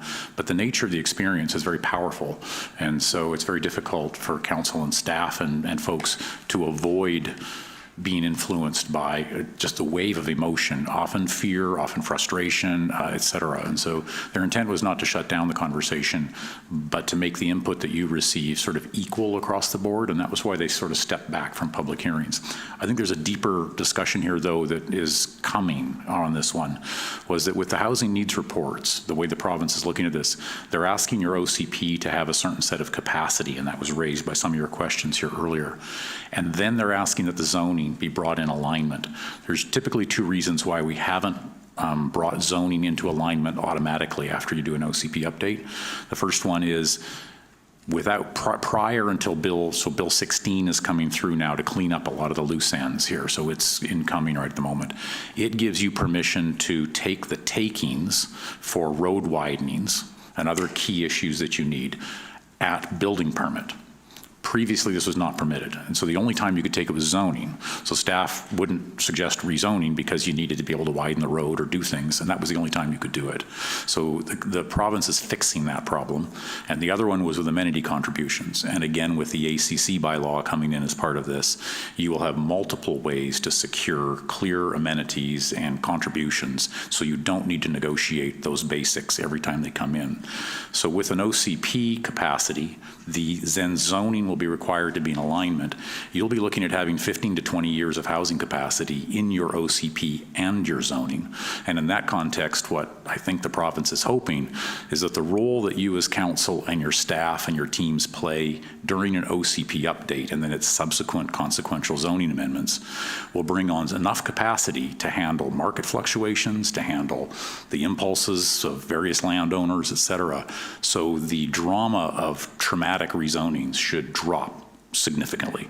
So the need to have basically battle every change out will not be there. That's their intent. So it's not just the public hearing component of this legislation is matched by other techniques to reduce the need to basically have a war zone every time some new housing gets proposed. And instead it empowers you and staff and community to work together in a dialogue, in a planning process to establish the future and what it should be, rather than fight out every piece on a change-by-change basis. Thank you. One of the issues we've dealt with in the past where we approved a development, and there are a couple right in our walking neighborhood. One is on First Street, I think 45 or 47 townhomes, condominiums, plus some, I think 10,000 square feet of commercial space where the old building supply store used to be. That got approved. I remember the developer saying, if you sign off on this, I'll swear on a stack of Bibles, it will be built. Well, as soon as it was signed off, it came up for sale, and it's different. And it's still not built. So we can have any housing plan we want, but if the builders are saying, no, we're not doing it, how can you make them build it? I've heard this complaint from other people. Same as College Heights, where it's kind of a mess right now. But we've approved several iterations for development, but they're not going ahead. And I don't know how you can encourage them or say there's a time limit. If you don't do it by a certain time, we're going to cancel this approval. But there is at least 3 significant projects in this town where we went to a very extensive public process, hearings, the works, and approved it with the thanks from the developers and property owners, and then nothing happened. So what happens in a situation where you come up with a housing plan to address the province's requirements, but the developers are saying, we're not doing this? Same as with fourplexes. I don't think there's a big lineup of people who say, I'm going to buy lots, tear down the house, and build a new fourplex. So my question is, this is all theory, but how is that going to work if it doesn't proceed? I'll get them warmed up, and then you can make some comments. So if I could have one criticism of the overall provincial initiative, it is that they don't have the local insights that communities do in terms of what's actually possible, feasible, economically viable on the ground. And so I think you're absolutely right in observing that there's not likely to be a major influx of people coming in and wanting to tear down houses because the market demand or viability just would not be there. So I think when it comes to zoning land with the intention of actually seeing it happen, the viability of that type of a project is actually very much important. So in other words, if the town were to permit a certain type of development, or a municipality generally were to permit a certain type of development, but the market case or the developer's pro forma to actually build it isn't strong, then it's not likely to happen. So I guess our challenge would be not to repeat the oversight of the province in putting recommendations or guidelines forward without doing our homework first as to see whether there's actually a business case to build the things that we're approving. So And that's the overall challenge I think we need to work through, but I'm sure Mr. Holland will have some comments on that as well. Yes, thank you. Through your worship, just a few further thoughts to that. This is a frustration. I'll echo your Director of Planning's frustration with the housing targets right now, because many municipalities in the province is trying to hold us accountable for essentially for occupancy. The difference, having spent 10 years in the development industry now, the approvals gets you to a certain point, and then after that you have no control over interest rates, you have no control over demand, you have no control over any of that, and those are the real things that ultimately then decide whether you move forward. And we typically do our approvals whether the market's good or not. We're panicky if it's good, and if it's slow, we'll get your approvals done so when it comes back you can respond. So the municipality is the first step of a very complicated and expensive process, and banks will go with you sometimes, and then they'll pull the funding if it doesn't look like it's going to finish. So you'll often see development projects that went bankrupt just as they get out of the ground in the process of development. I won't bore you with that, but that's 30% of the price of a development is equity. It's the developer's savings and their friends and family. After that, it's debt if the bank decides not to lend it. When you run out of 30%, you're basically up to ground level. You've got the foundations in, and that's why they stopped there, as the bank didn't proceed. And there's nothing you can do about that. A couple of observations around how this works. When you do your OCP update, and by the way, I'm a professor at Vancouver Island University in the graduate school of planning. I use the Squalicum Beach and its relationship to its OCP as the gold standard. You update them twice as often as anyone else, and your relationship to them is very detailed and very watched closely. And I think what's coming with the zoning updates and where we're headed here, as your Director of Planning mentioned, is very exciting, because it's going to further empower your OCP and your relationship with that OCP. And it's going to make that community vision that much more real. When you're doing these updates, though, a preliminary amount of feasibility assessment is really wise. You don't have to, obviously you can't do it for the whole town, but just a little bit to check to make sure that your DCCs and your amenity expectations and the value of land and what things can sell for work, so that you understand that the capacity that goes into your OCP is real capacity and not wishful capacity. We as planners are visionaries. We love to imagine, along with you and their community, a great town, but we then ask the private sector to build it. And so that needs to be a close dance. And I'll echo my great business partners here comments of, I'm not blowing smoke, but your Director of Planning is exemplary in how he's working with the development sector on this process. Bringing that forward into the OCP will help you feel confident that what's in there and your balance of fees and things like that work, or are very, very close to working, so we haven't set ourselves up for a failure. The other thing is capacity. So the housing needs reports are pushing out extra capacity in your OCPs. They're doing that.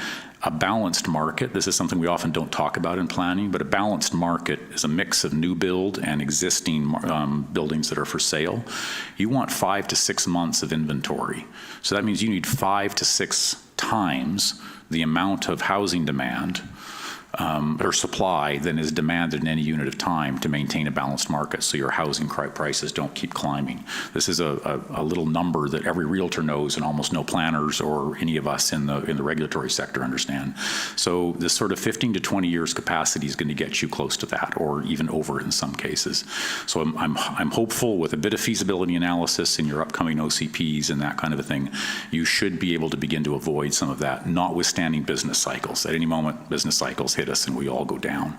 But trying to make sure that at least there's a steady supply of land. More land than you need is available, because the owners of the land may choose not to sell, and the developer may run aground and have a problem and things like that. It's a complicated mess of how development works. I won't bore you with all of that and why sometimes they just do a rezoning and sit on it. There's lots of different reasons for that.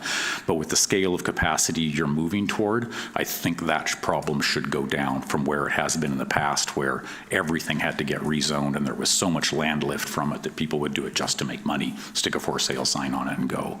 It's much less likely that will occur in the next upcoming years. Councillor Harrison.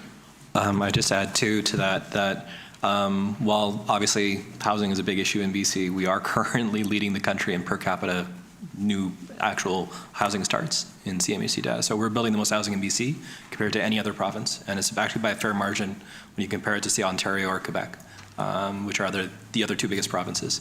I think we're roughly double Ontario, and I think roughly triple Quebec on per capita, maybe 2.5 times Ontario. So even though, you know, we say, why aren't they getting stuff built? We're still building more as a province overall. And I do think too, just when we were talking about our design guideline, which I think is a great document, and I really like it, and I really want it to stick, is it necessary then to do any sort of like Mr. Holland's referring to, like a couple of further follow-ups, maybe with the private sector? I mean, like not so much as council, but maybe our planner with some private sector folks, just to double check everything that these are still viable. Because I just think if someone was to challenge, forgive me, the design guidelines, someone comes in, they've sold their home in Point Grey for a ludicrous sum, and then they say, oh, I saw this building from Le Corbusier when I visited France once, and I'm going to build this concrete monster in Chartwell. That if we say, no, I'm sorry, here's the design guidelines, you can't do that, that we've done that due diligence, that we're not impeding the small scale stuff, because we've talked to folks in the industry and we know that this is actually what's viable. I don't think that's ever going to happen, but I do want to make sure we don't have that one god-awful monstrosity somewhere in Qualicum Beach that someone tried to take us to court and get a workaround on. Thank you. Through the chair to Councillor Harrison, that's a good point. That's exactly what we're trying to avoid with these design guidelines. What I would like to add is that in the process of developing them with the working group, I'd say there were 5 people who love to draw designs and 1 person that loved to use his calculator. So he was from the development industry, and as we were talking, he was always running numbers and fact checking it. And you know, there will be market realities here that we're not going to see a lot of what we're talking about moving forward. Like it's not going to be a flood of applications. However, we're also looking at a long time scale. So just to put things in perspective, the design guidelines that we see for the village core, the commercial area, those were adopted in, I think, 1992, and we still refer to them. So when I asked the same person, I said, well, what do you think about the market viability of tearing down a house and constructing a fourplex in 20 or 30 years? And his answer was very different. So we may see the effectiveness of these design guidelines change over time, and also the need for them. So 2 parts there. One, we did have some market analysis, but the other comment is it's not going to happen fast, but in 30 years, I think we'll be very glad that we have them, and we're going to continue to work to make them better. Thank you. 1992, that's very recent. The first town plan was in 1955, and we're still working from that. Anyway, I think it's time to look at some of these changes. And the first one, if I could ask council to make a motion that the Town of Qualicum Beach zoning bylaw 900/2024 be read a first time. Oh, can they come up during the readings? Before we vote on it? Okay, ask your questions. No, I didn't get round 2. I stand to be corrected. You didn't get to round 2. Go ahead. Thank you. And I loved the conversation that we just had. I think it was very informative and helped clarify a lot of things. Just on page 176, just for clarification on residential 1, you have here a maximum of 2 dwelling units can be subdivided under the Strata Property Act. Can you just clarify on that, because I think that could be read a couple of ways. So if you could just clarify that, that would be good, just so everyone understands it the same way. Yes, thank you, Mayor Westbrook. Through the chair to Councillor Vander, and thank you for asking this question in advance, because I am more prepared for it. So first I'll describe the intention of that. So the intention is that properties in this zone would be able to have 4 dwelling units, a maximum of 4 dwelling units. However, with the working group, we recommended that in the outer areas, so not close to the village neighborhood, like outlying areas, the emphasis is more on infill around existing dwelling units. And so one of the tools to kind of encourage that is to limit the ability to strata title all 4 of those dwelling units. So that's what that language is there. It's saying that you can have 4 dwelling units total, but only 2 can be sold separately. So it would somewhat encourage people to do incremental infill around the houses that exist now. So having said that, when Councillor Vander Valk asked about this yesterday, she pointed out that this specific wording can be read a different way than was intended. So with your indulgence, I think we're going to just try to tweak that a little bit, see if we can make it clear, because there should only be one way to read this wording. Thank you. Thank you.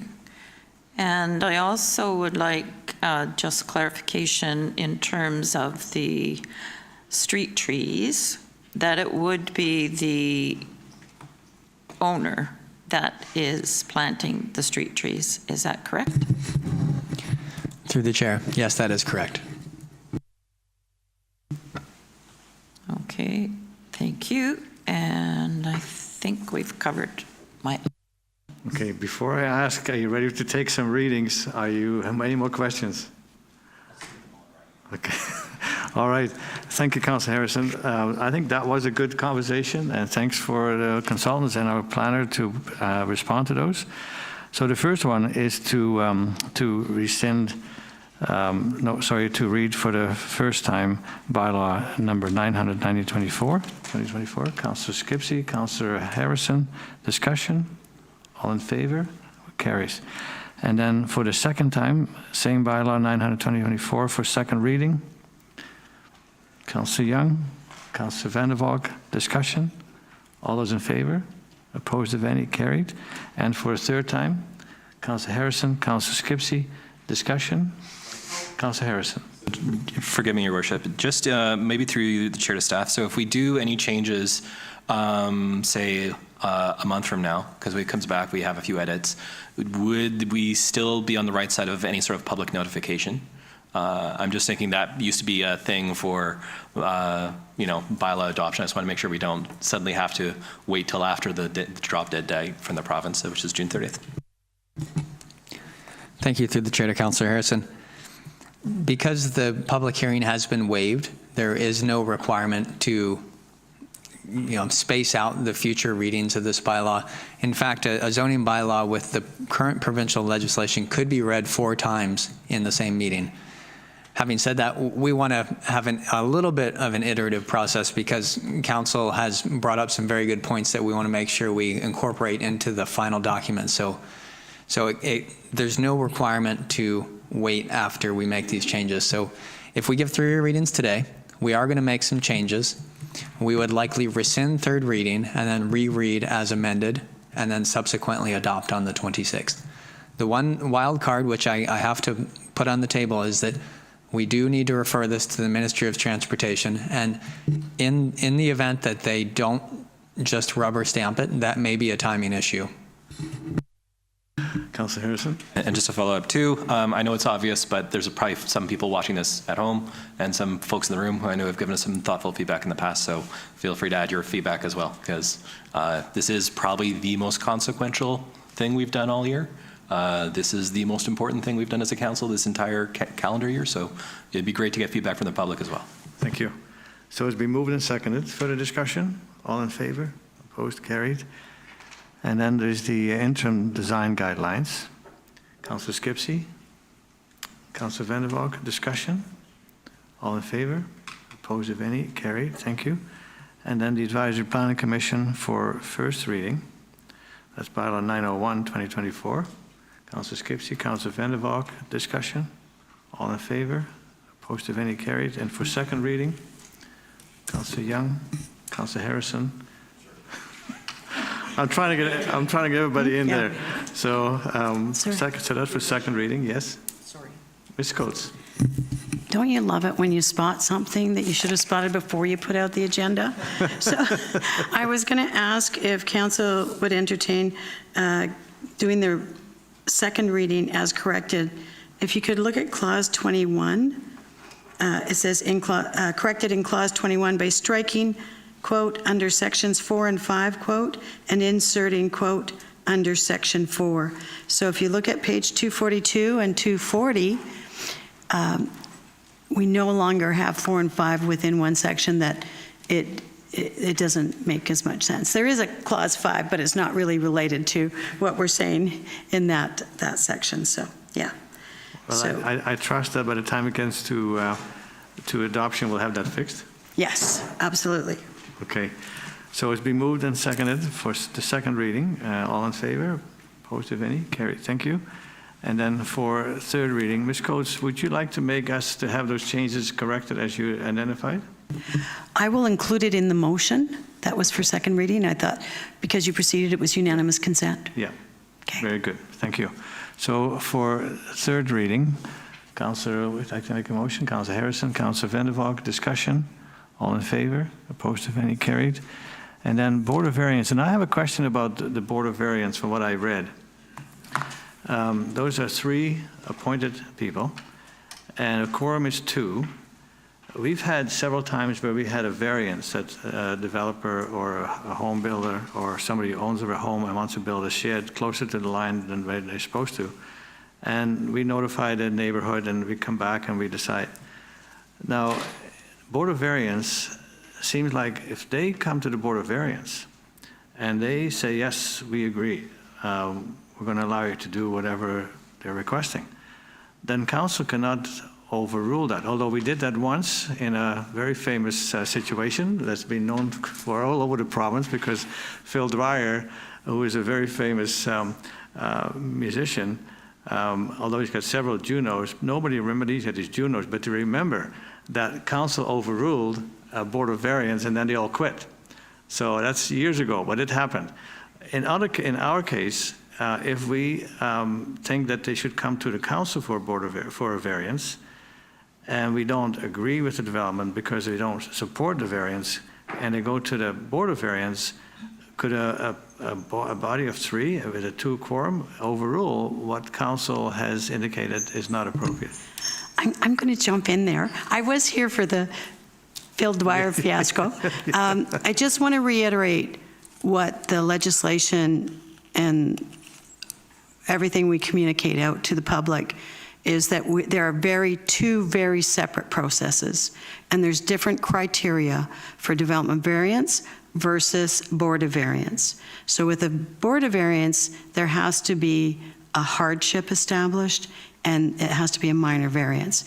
And they are totally separate, independent processes. So no one's overruling anyone. What's happening is the applicant is the person who's presented with their options, and it's up to them, and staff are not allowed to influence them on whether they go for development variance or whether they go for Board of Variance. And they can choose, but they are always informed that they'll have to meet that criteria of proving that there's a hardship and that it's a minor variance. So if they went to Board of Variance and then it failed, then they could choose to go to development variance, where council doesn't have that condition that it has to be hardship or a minor variance. And council has its own criteria. And the reverse is true, which was the case. Someone could go for development variance, and then if they still met the criteria, they could go for Board of Variance. How do we categorize minor? Minor is not defined, and it's through case law. And we are actually prohibited from putting it into any sort of written form. It is up to the board, in their own mind, to decide what is minor.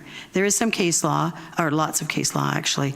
There was a case in North Vancouver where the variance took it down to a 0 lot line, and it was on a commercial entity.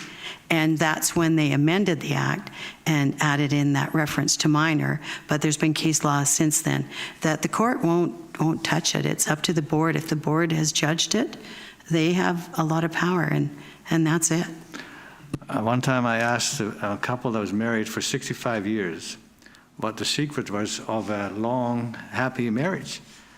And the guy said, well, when we got married, we decided that I would make all the major decisions and my wife would make all the minor decisions. After 65 years, we've never had to make a major decision. So I mean, if they can decide what is major or minor, I think one concern that comes to mind is the Bluff property, where they're going to need some significant variances. In my view, they're significant. But if the board says, no, we don't think that's significant, we can handle that, how do you deal with those situations then? Thank you. So that is a challenging circumstance. I think it would be, an applicant would be hard pressed to say that they have a hardship that necessitates a 7-meter variance. I think that would be a tough pill to swallow.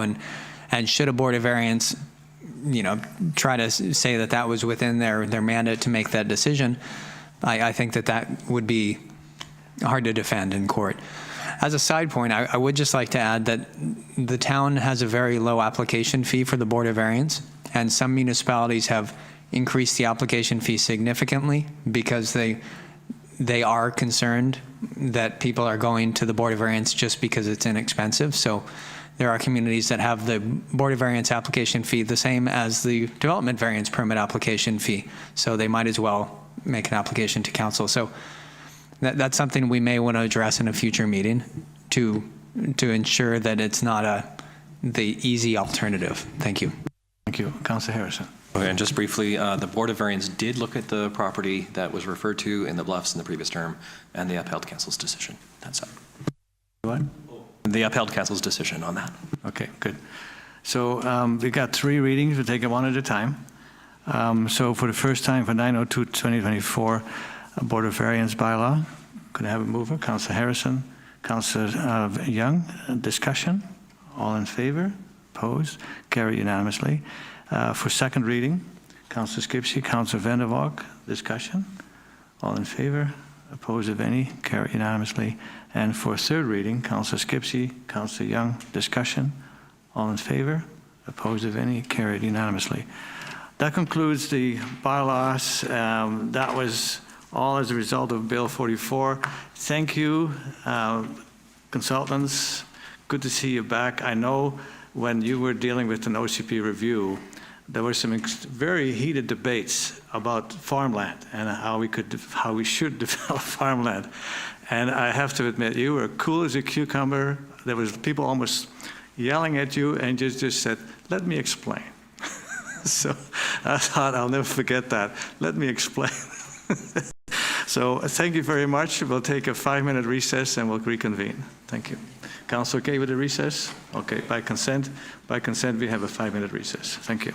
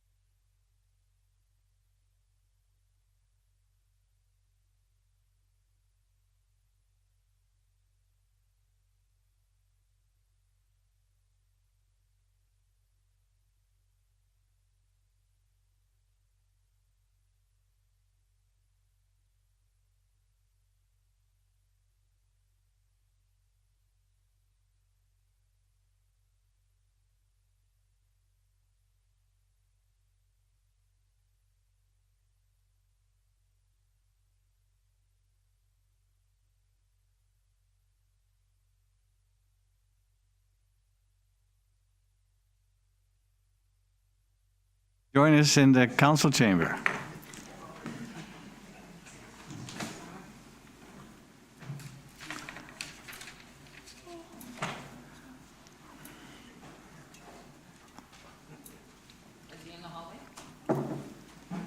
I thought I saw him in the hallway.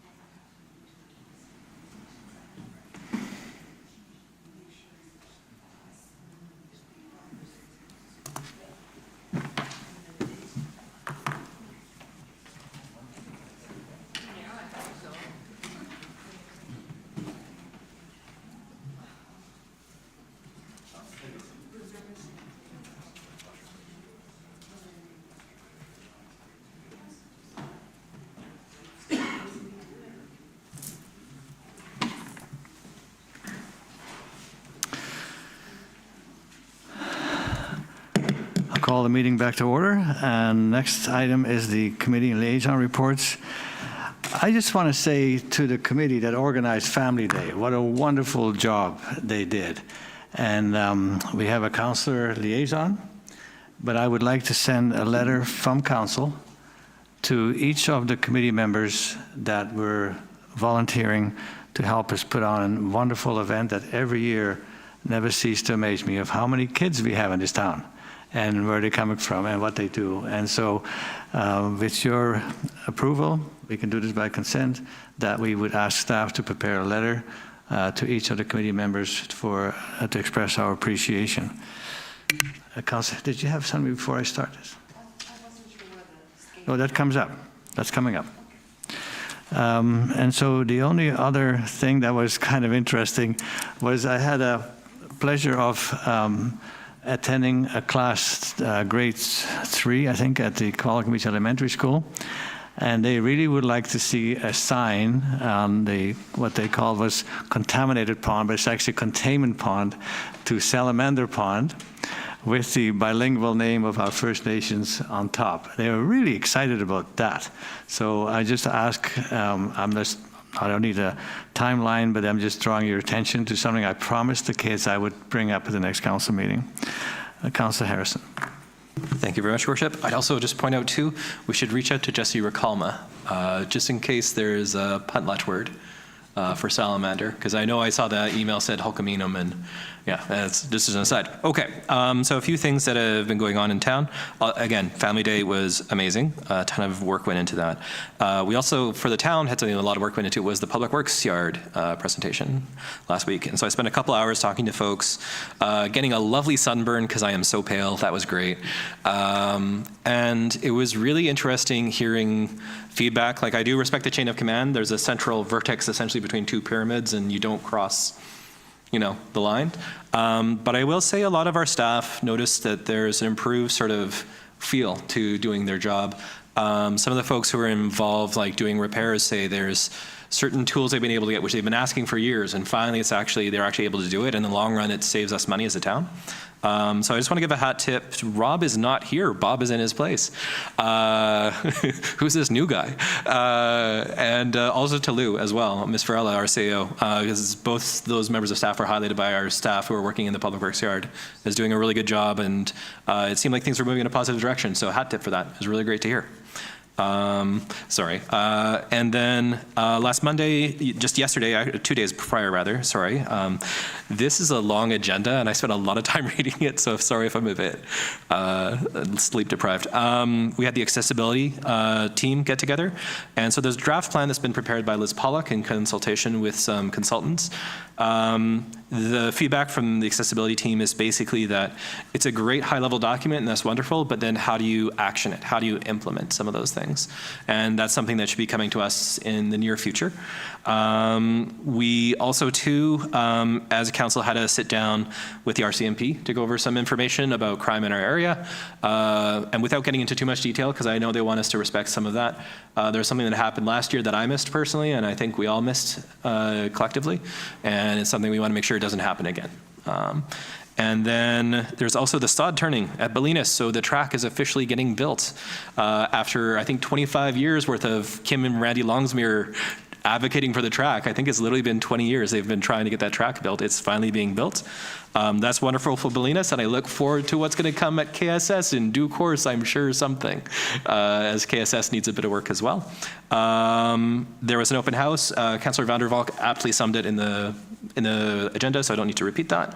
And just to reiterate, I don't know if I mentioned it last meeting, but May 8th there was a wildfire resiliency group where town staff are in attendance, and it is looking at how we can implement FireSmart more readily, and how we can look at grants and try to ensure our areas a little bit safer. I was looking today, there was a projection for our Vancouver Island. It's not supposed to be quite as hot and dry as it last year. I forget the exact name of the organization that did it, but so fingers crossed we have a little bit balmier summer than the last 2 years. Oh, and the last thing, Aerosmith Water Service. The dam has been full for about 2 months. The snow cap, so it's been a bit cold the last month. Well, that's actually a godsend because our snow cap was severely below the lowest recorded level. And basically it's been a flat line, so now it's caught up to the worst year that we've recorded. So we're no longer the worst year ever, huzzah. We're the second worst year. And hopefully we don't have significant shortages in the summertime of water because of a low snow cap. And that concludes the report. Thank you, Councillor Harrison. Councillor Skipsey. Okay, thank you. A few things. So May 6th and 12th, I attended Vancouver Island and Coastal Communities Climate Summit online, and it was interesting to hear about the initiatives regional districts are taking to help with mitigation and adaptation of climate change impacts. On the second day, there were 4 theme areas that were discussed, and they included land and water resiliency, food security, transportation, and buildings. And I found it interesting that Island Health is quite keen in being a potential partner, working with different local governments and this whole initiative. And much of the work that was identified focuses on advocacy. May 8th, I accompanied the mayor to the Mount Arrowsmith Biosphere Region office as a review of the biosphere is underway. And I learned a lot about the history of how the designation came to be, so I really appreciated learning. That afternoon, I attended the monthly meeting of the board of the golf course, and that evening, I attended the RDN Fire Services meeting. And there was considerable amount of time taken to discuss the potential for a regional ban on fireworks. And I found that interesting. And also the sharing of information around the various resources the fire departments would be making available during the upcoming wildfire season. So I think that's really important that all that information is shared. May 9th, along with the mayor, I attended a welcome for the Transdisciplinary International Learning Lab, also known as TIL. And the students there are 24 master's and PhD students, 8 from Germany, 8 from South Africa, and 8 from Canada. And they're here for 6 weeks to learn and to present research they are conducting with the within the Mount Arrowsmith Biosphere region, pertaining to invasive species and the UN Sustainable Development Goals. So they will be making their presentation on June the 13th at BIU, and I plan to attend to hear more about that. May 10th, I was on a panel at the BC Nature Conference along with our Member of Parliament, Gord Johns, MLA Adam Walker, and Parksville Councillor and UBCM and FCM committee member, Sean Wood. And the discussion was focused on how to work successfully with government to advance initiatives, and particularly around biodiversity. And I was going to give kudos for Family Day and the Public Works, but I'll just second the ones that have already been given. Thank you. And the bags that we sponsored for the Beach and Natural Convention, I think was very well received. It has a painting on the bag by Dan Gray. People really appreciated that. So thanks to the organizers, and we were pleased to be part of that. Thank you. Councillor Vander. Thank you. Well, once again, I have submitted my written report so that I wouldn't have to go through all the details. I'll just say everything that's in bold are actually my, where I'm the town liaison, save the public open house, where there's 2 of us at the public open houses. I did want to make a comment. I did receive, I'm the council liaison for the Parksville Qualicum Beach Tourism Association, and there was an article in there asking that wildfires not be called wildfire season because it is discouraging to tourists, thinking that we're going to have a wildfire season as opposed to like a winter skiing season. So we might want to be careful when we're describing things, not to say wildfire season, because it's not necessarily an official season and annual occurrence. So I just wanted to point that out. Thank you. Good point. Thank you, Councillor Vander. Councillor Young. Well, I'm just tagging on. And basically just tag along because everyone's mentioned quite a few things that I also participated in. I was with Councillor Skipsey on that Zoom meeting by the Vancouver Island Coastal Communities on the Climate Summit. And we talked about actions and challenges and the possible collaboration. And so I think continued conversation on that is good. Councillor Harrison and I monthly attend the Oceanside Non-Market Housing Task Force. And this committee, we're looking forward to a 3-hour presentation come June the 14th to hopefully encourage potential interested non-market housing providers. We know it's a dire need, and hopefully reaching out to the faith centers and nonprofit societies that if they have land, there is provincial and federal funding available, and hopefully we can help out our communities that need housing for young families, workers, and seniors with a limited income.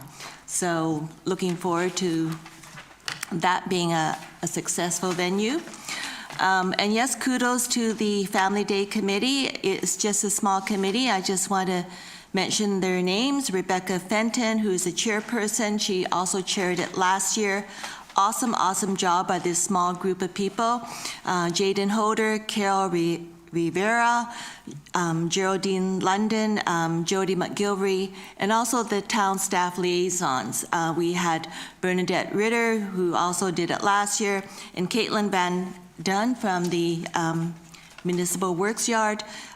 Just awesome cooperation and getting this Family Day event to be another wonderfully successful thing.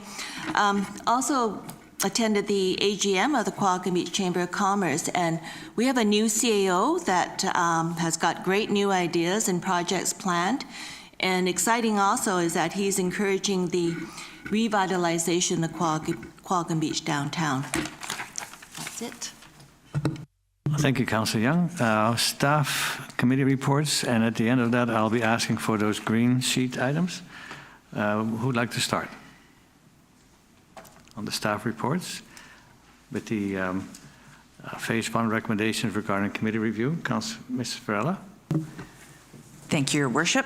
I lost track of where we were on the agenda for a minute. I thought you'd skipped something. Thank you very much. This matter is before Council really to close off Phase 1 of the committee and commission review that Council chose to undertake as a strategic initiative. The PowerPoint and report are attached, and Council and the public were presented those pieces in December of last year. I must apologize to our consultants because really I am the pinch point that has been slow in getting getting this back to council. So they've done a really great job with engaging the committee members, stakeholders, council. They put a lot of work into this. So again, we're looking for formal council direction today. I think to begin, I'd really like to thank the volunteers that serve on these two committees, as well as all of council's committees and the events and all of that. I think one of the things that make Qualicum Beach so unique and enhance the richness of this fabric is our volunteers. So this matter is really about looking about best use of time and seeing, are there ways to engage broader community input on matters of interest. So we opted to start with these two committees for a number of reasons. The Public Safety Committee, we saw legislative change. We saw an accessible committee required. We did see changes to the Emergency Act, and we did see interest by the public to see a more regular review of what is now called the Community Transportation Plan. With regards to the Airport Committee, that was part of Council's review of the Airport Consultation Plan that you also engaged in as a strategic initiative. So we started with these two committees for phase one. I think the litmus test, or one of the strong litmus tests, is are council committees being referred items of business from council? And because of the changes for the Public Safety, Accessibility and Emergency Preparedness Committee, the recommendation is before you to dissolve that committee, recognizing you do have an accessibility committee, we do deal with emergency preparedness in other ways, and to see is there an opportunity that the general public could come and speak to all of council about safety matters of concern. So the recommendations before you are to hold an annual review of the Community Transportation Plan. Most recently, we had one in January, and we'd like to start tying these into the strategic planning and budget process every year. So we're recommending the next one is held in September 2025. We are recommending holding 2 public safety committees throughout the year so that all of the public can come speak to you about these matters. Tentatively scheduled for July 10th and December 4th for committees of the whole for the public to address you. We're talking about holding 2 airport open houses, the first one coming up June 19th, and we tentatively have another one scheduled for December 4th. And then the last 2 recommendations are to dissolve the Select Committee on Public Safety, Accessibility, and Emergency Preparedness for the reasons provided, and to dissolve the Airport Users Committee as a committee of council. However, it would be retained as a committee, a management committee. So because it really is about user groups and more of a technical body, management would continue to interface with this group, and then as governance decisions were required, these matters would be brought back to council. So the recommendations are before you. Thank you very much. Any questions to staff about this? Councillor Harrison? I agree with every recommendation except for one. So I think most of these are great. The one thing I think about the dissolving the Public Safety, Accessibility, Emergency Preparedness Committee altogether, I still think that that's something where we should sort of reform it in a certain way, not have scheduled meetings, but as sort of like an ad hoc committee with less of a focus on having every local residents group there, but instead have people like the RCMP or the school district. Just today, coming into the meeting, I talked to our bylaw officer who is getting ready to drive off, and he actually mentioned a couple times in the past few months where there's someone who's overdosed, and so he has to break out the Narcan and basically make sure the person isn't dead. So things like that, where what is the opioid crisis in our community? How is it faced? That's where I think a committee structure could still be of benefit.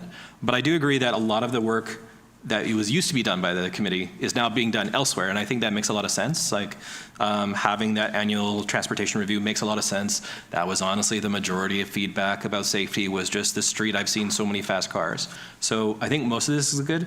I just want to flag that. I know I've flagged it before, so I'm not going to reiterate it endlessly, but I was saying having a public safety committee that sort of ad hoc has like RCMP, fire, some of the other more first responders to talk about safety issues might be of benefit.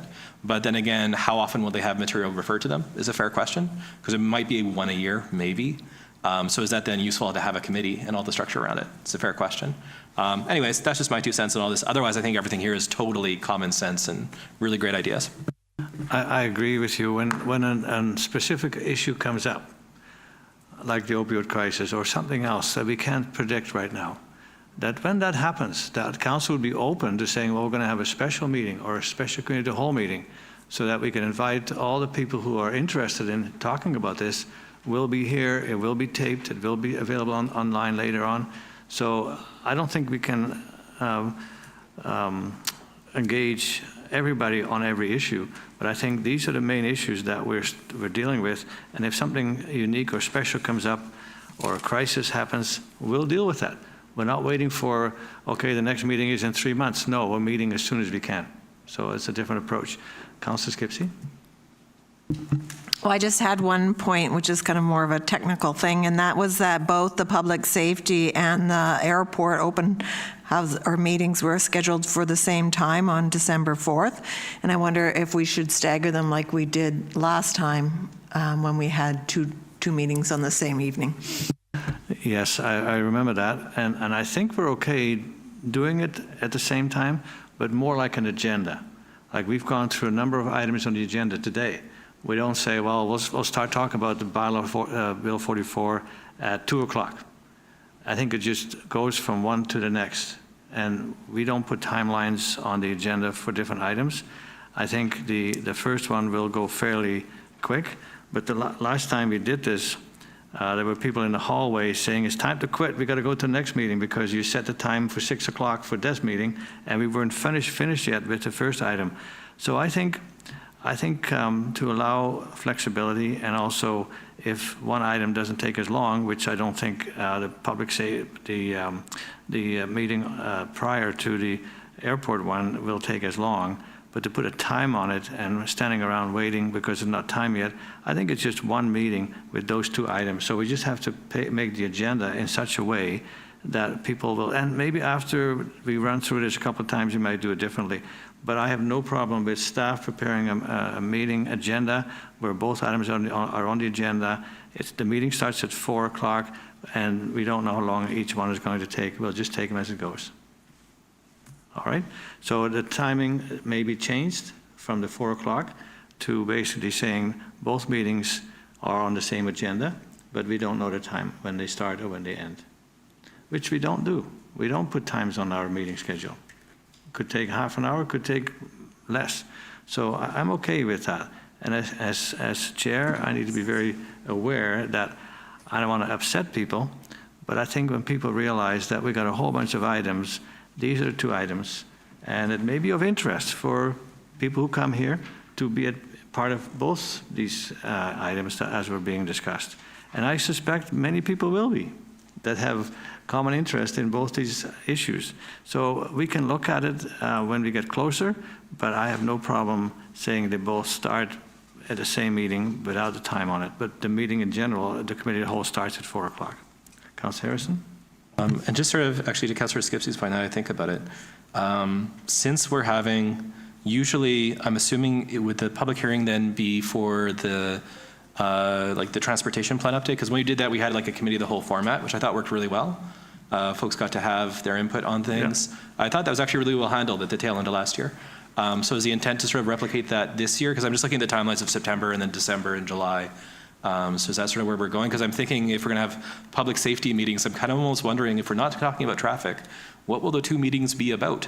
Because I'm not actually clear on that. I'm not sure if we've set the table for that. Well, the one obviously is about public safety. I just don't want to go through the time when we said we would start at a certain time and we had to keep taking recesses. Because no, we got to start at that time because we said we would start at that time. So I'm trying to avoid that.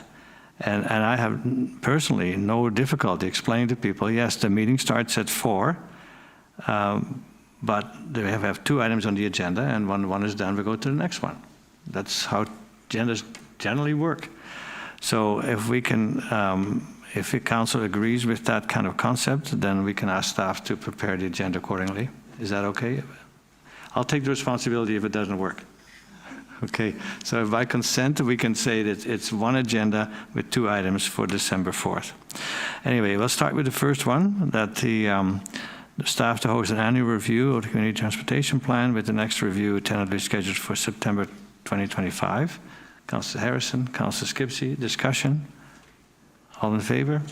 Oh, sorry. Okay, go ahead. Sorry, Your Worship. Just one thing too from the Accessibility Committee. I don't think we're there yet. We might be, staff might have more information than I'm not aware of, but eventually there was some hope for the Accessibility Committee that some of that information sort of loops into some of the aspects of the transportation plan.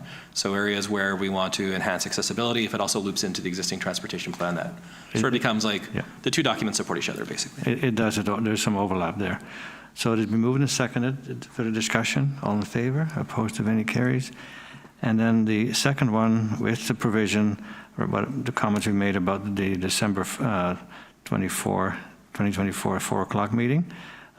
So could I have a motion to hold 2 public safety meetings tentatively scheduled for July 10th at 4 o'clock and December 4th as a committee of the whole meeting in order to enhance broad community engagement in public safety. Councillor Vander, Councillor Young, discussion. Councillor Harrison. So just further to what I said a little bit earlier, July 10th is coming pretty fast. Do we have an idea of what the meeting might be about? Would it just be all things public safety, or would it be a specific thing that we want to focus on? Ms. Varela. Thank you, Your Worship. So there was an opportunity at the committee to just have a round table. So anything that was related to public safety, there weren't really any edges around that conversation. So I would anticipate it would be the same forum here. It's just an opportunity for the public to come and engage with their council on items of public safety that matter to them. So a learning experience for council and a clear avenue for the public to engage. Yes, but as Councillor Harrison would remember, people seem to put a lot of stuff on the agenda that they consider public safety as well, which have really been dealt with already, like the cell tower kept coming back. There's other issues that people use this format as a public safety issue. So we have to be very patient and tolerant, but we also have to make sure that these are legitimate public safety issues that we need to address. Councillor Harrison. Just the only point too, I just want to caution also too though, just for staff, if you say all things public safety, it'll be hard to have detailed responses on things. So you might not be able to have a presentation on all public safety in Qualicum Beach because we'll be here a while. So I'm just thinking like practically when folks come up, I have a question about this, and then it might be a lot of, well, okay, thanks, we'll get back to you soon. So I just want to flag too that if it's totally open, like I respect the fact we're trying to reiterate the structure that existed previously, but if you make it so broad, it might be hard, aside from a listening opportunity, it might be hard to have a sort of a constructive response from staff to some of the concerns we hear.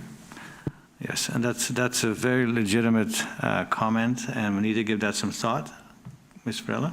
Thank you, Your Worship. So we weren't anticipating a presentation, but there may be, as I'm listening to council debate, there may be benefit to putting this out to the public ahead of time, and perhaps themes emerged, and we could sort of structure the meeting around that. So perhaps we'll reach out to the public early and often and see if we can find some ways to group the conversation. That might help as well. Thank you. Councillor Vander. Yeah, I just had a question. Essentially, most of the concerns with public safety have been around the transportation plan. Is that not correct? So why don't we call it the transportation committee, or not the transportation plan meeting rather than public safety, and separate the two? That was the first one. We already got that one. Yeah, but okay. So I'm not clear then on what is involved in the public safety. Like I'm getting confused here. I'm sorry, but Ms. I need some clarification here. Okay, Ms. Varela? Thank you, Your Worship. So I think the confusion is the reason we're recommending that the committee be dissolved. So you have a committee on issues of accessibility, and I think you have certain topics of interest, such as the transportation plan. I think the last presentation on the transportation plan really stood as a testament that if you focus just on that, you had a great presentation, you had great community dialogue. So maybe when we go to engage the public, we could say, we could take it as an opportunity to say excluding those matters that would be dealt with at the transportation plan if council chose to approach it that way, or if you open it up. So we could do a bit more work and bring the issue back to council and start putting it out to the public and see what we get as well. Because it's a committee of the whole, there's not a lot of structure. We can really respond to what the public wants and council needs. Okay. Councillor Harrison? If I may, I might suggest that maybe next year we have two, but I'm just thinking of how busy staff are right now. This is sort of the worst possible moment. And if we want to have a lot of back and forth dialogue with the community, and then what are the other issues that are not traffic related, I'm just thinking that might be a lot of administrative time when this is kind of a bad moment to ask for more administrative tasks. So maybe this year we just do December 4th for the town hall, and then maybe next year we talk about having going to the July. But I just think, sort of to the point, like I was technically the chair of the committee. I'm kind of confused what it'll be about. I just think the timelines to really get that clarity and have that dialogue and back and forth, it'll be really tough to manage with everything else. And I'm just thinking, forgive me, with my email inbox, it might be different for everyone else's, but I'm not seeing a deluge of emails saying this is an immediate crisis we need to address now. So I just suggest maybe we just do one this year, and then maybe next year where we have a bit more capacity organizationally, we look at doing two. I tend to agree with you. We can make the motion accordingly if you have some wording in mind. I was just going to amend it such that we remove scheduled 4 and the July 10th at 4 p.m. and would then be removed, such that you have scheduled for December 4th, 2024 at 4 p.m. Okay. Ms. Coates? Yes. So, yes, it would be a motion to amend by striking the word 2 and inserting the word 1, and striking July 10th, 2024 at 4 p.m. and then scheduled for December 4th. And thank you. I haven't broached this with council yet, but it's common now that we don't put every amendment in the minutes. We put the end result. So once you have considered your amendment motion, then you'll consider your main motion, and the minutes will reflect the final main motion as amended. So was number 2 already moved and seconded? Number 2 was moved and seconded, and I understand Councillor Harrison is trying to put a motion to amend the motion on the floor, and it would be by striking 2, inserting 1, and striking July 10th, 2024 at 4 p.m. and. Okay, so do we then vote on the amendment, or can I say the motion as amended? I would vote on the amendment. Okay. And then it would be the motion as amended. Sure. So on the amendment, discussion? Councillor Young. I think we should have the July the 10th meeting, because I think we should put it out there to see if there are some serious concerns in public safety, just to have that couple hours of staff time and our time to hear it. It's not going to be anything that anybody has to do any major research on beforehand, and just to pull out if there's anything that needs to be urgently addressed. I would suggest, if it's urgent, not to wait for July 10th. Councillor Skipsey? Well, I think I tend to agree with Councillor Young in that my preference would be rather to have the July meeting, and then if it didn't appear that there was a whole lot to discuss and people, then we would not have the December meeting, because that's when things tend to be busy and we already have another topic for that evening and whatnot. So my preference would be to start at July and then go from there. Was the amendment seconded? No. Okay, it was not seconded. So I'm going to second Councillor Harrison's motion, because We have open houses. People can write to us. They can come and see us. They know where we are. They have our phone number, our cell number. If there's an issue of urgency, don't wait for the date. Call us right away.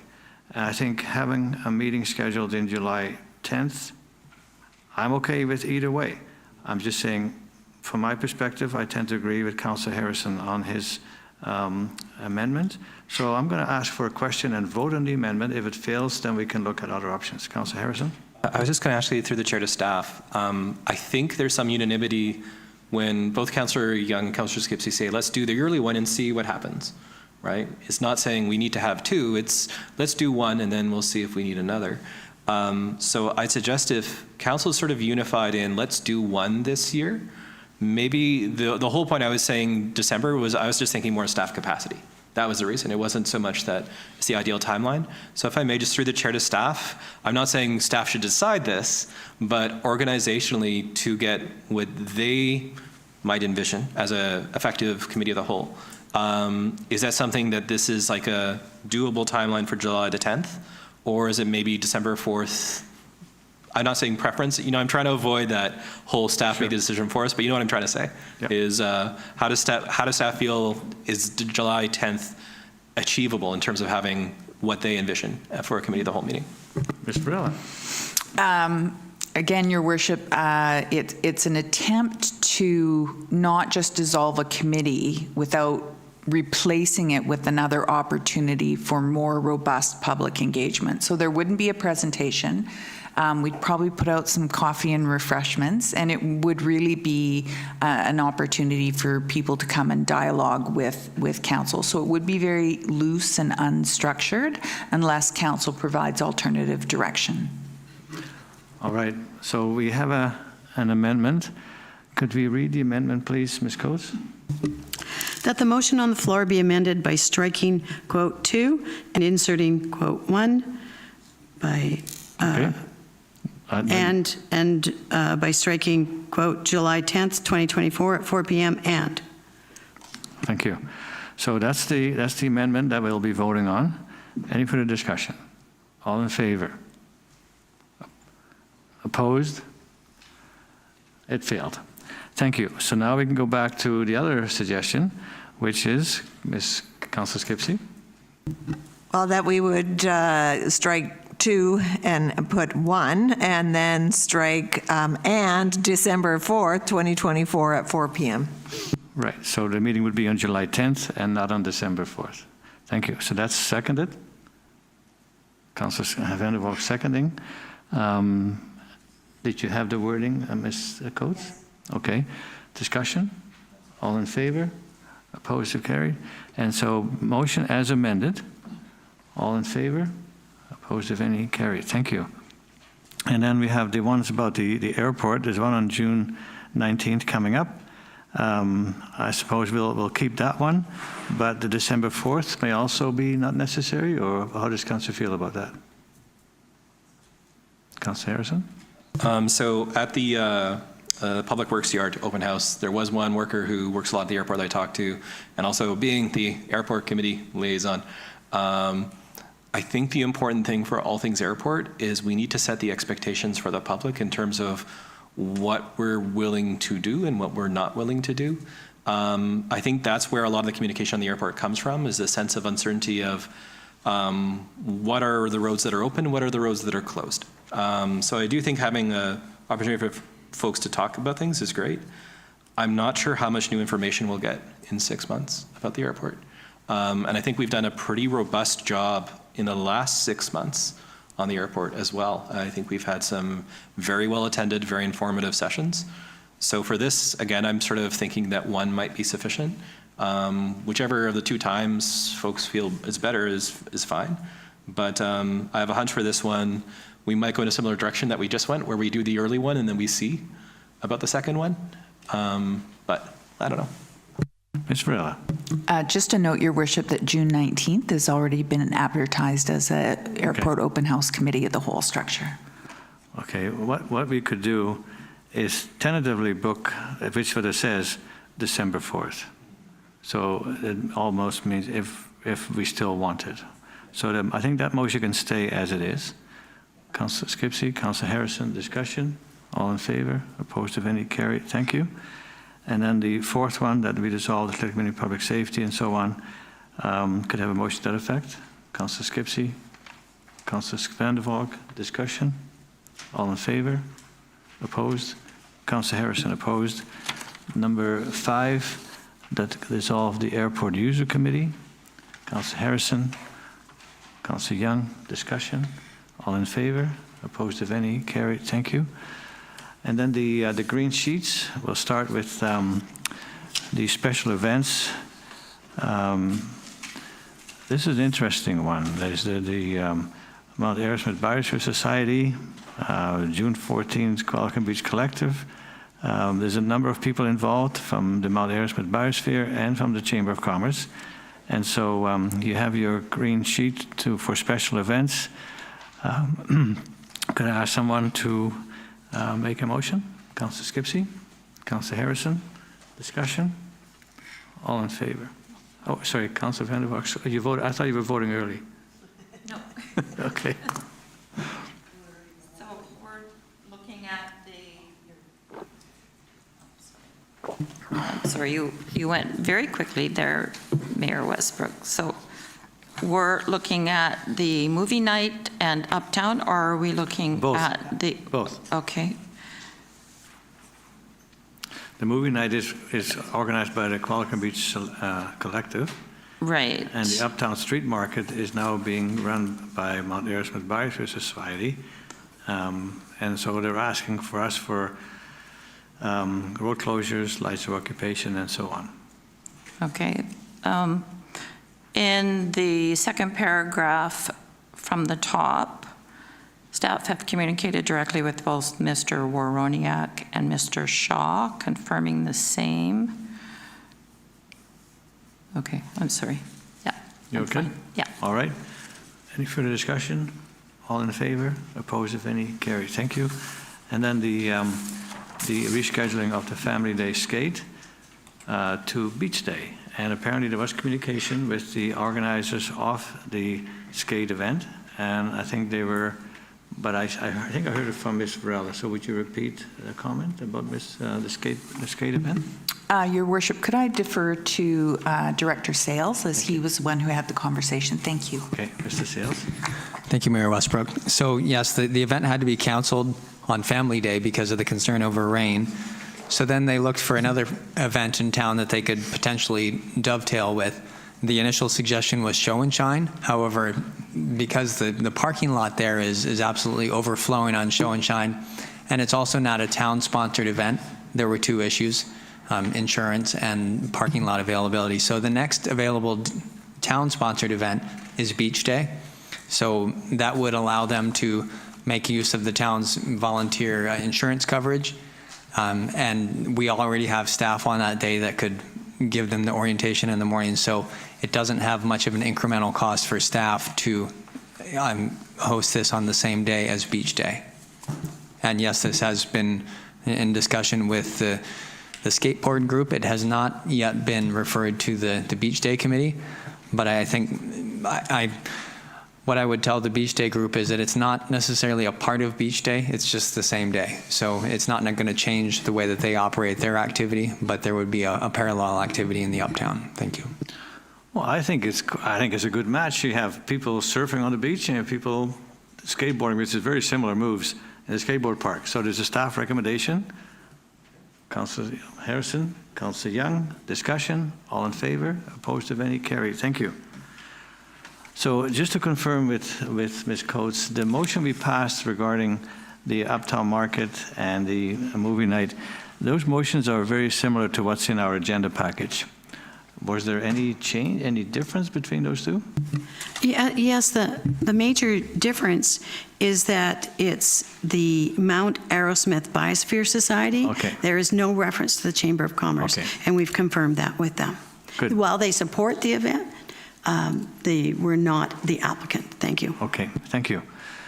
And then we have the toy library, which was something that came up with. I think there's a bit of history there with Councillor Skipsey. No, I'm just excited to see the actual toy library, and it ended up, there was somebody had volunteered to make one that fell through, and our staff came through for us, so, and they did an amazing job. So I think the second one has already been taken care of, the location, so it's Yep. just the policy, and I would move that. Thank you. Seconded. Councillor Young. Discussion? All in favor? Opposed, if any? Carried. And we do have a site, and there it is. I had the pleasure of asking Chief Racalma, because anytime we put something along a very sensitive area, as far as archaeologically speaking is concerned, we invite the advice from our Chief Racalma, and we walked along the beach, and he thought that was a spot. We're at a place that toy store is written right now is a bike rack, and we suggest that the bike rack will actually be where the yellow cross is to give it some protection, and there's still enough room for both amenities there. So I think the location, we don't need to approve it, it's done. So thank you, Ms. Councillor Skipsey. Can I just ask if people have toys that they wanted to donate, can they just put them in the toy library then? Because I know I certainly have a few that I would like to. And, you know, they may have to put a board so it doesn't all slide out, you know, something just to hold it back a bit, because they could just all fall out. So maybe that's one minor improvement that I would suggest. But I want to thank Mr. Potasiewicz, I think, who made this from leftover pieces from benches and did an extraordinary job. It's about 6 feet tall, lots of room, and I think it's very fitting. Right by the ramp, I've seen lots of kids go down, they go for food and have a toy if they didn't bring any. I think it's lovely. Well done. So on the policy, any further discussion? All in favor? Opposed, if any? Carried. Thank you. Then we have the engineering operations. Who'd like to start with that? Mr. Watson. Yes, thank you, Worship. BC Hydro lease lights. I know they've been in front of council a few times in the last couple of years. Hopefully this will be the last time. We'll see. So the purpose of this report is to seek council's direction on how to respond to the additional and continuing public complaints regarding BC Hydro leased streetlights that have been received between the period of September 1st, 2023 and May 1st, 2024. And for that matter, going forward as well. You may recall last year, council approved 2 rounds of intakes for BC Hydro streetlight complaints, and that period ended on August 31st, 2023. That 2 rounds of intakes caused the change out of 124 BC Hydro streetlights to be reduced to lower wattage and lower color temperatures, which represents about 22% of the entire number of streetlights that we have in town for BC Hydro streetlights. So as far as the complaints that we have received since, there are 35 pieces of correspondence. It's not all bad, because 5 of them were thank yous for lowering the wattage and temperatures. 25 of those were for complaints where the wattage and the color temperature have been reduced, but people are still unhappy. 3 of new complaints were related to 4 further requests for lowering wattage and color temperature. There was 1 request to remove a light completely, which MIA BC, or Municipal Insurance Association BC, recommended against. And there was 1 request to add new street lights to our inventory for an area that's it's in the dark. So on the next page, I don't know if you can see it. Keep going down to the map. So the first site where we have a complaint that there's a request for lowering the wattage is at 552 Hall Road.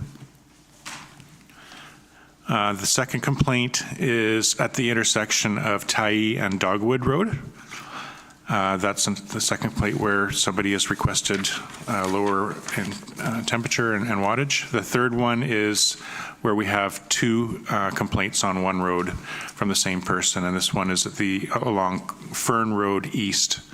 And I would remind the council that that is part of the Dolly Mount Trail, the East-West Connector Trail, and it's already quite dark. Those lights are already spread twice as far apart as they should be, and lowering the color, temperature, and wattage along this particular section would reduce the safety of those people using that trail. The next one on that page, just below that, is for 211, I think it's 211-217 Valdez Ave. This is where there is a request for a street light to be removed. It is one that has been reduced in wattage and temperature already. Further down, this location on Beach Road between Harlech and First is where there is a request for additional streetlights. And I do know that there are a couple of hydro poles along that stretch of roadway, which may be suitable if we ask BC Hydro to look into that. And if you scroll down a little farther, there's a large map. It's a full-page map. It's Appendix 1. Keep going. Here we go. So if you can see those green dots on there, those are all the locations where people, or the 25 locations where people are still unhappy with the reduced wattage and reduced color temperature. So if we were to explore any further options with that, we would need to hire a third-party consultant to assess each of those locations and come up with a recommendation that we would in turn follow up with BC Hydro on. Financially, last year we had $100,000 in our budget to address BC Hydro streetlight issues. We only spent $68,200, and we carried over the remaining $31,800 into this year's budget. If we if we ask BC Hydro to reduce any further lights and wattage and temperature, that would cost $1,750 per light, which is the standard rate for BC now. For those lights where the third-party engineer has determined that there is a potential option for adjustment, each of those would cost about $1,465 per light. And if we were to ask BC Hydro to add new lights, like the ones on Beach Road, those are free installations, but the cost would be $15.53 per month for the utility fees on those.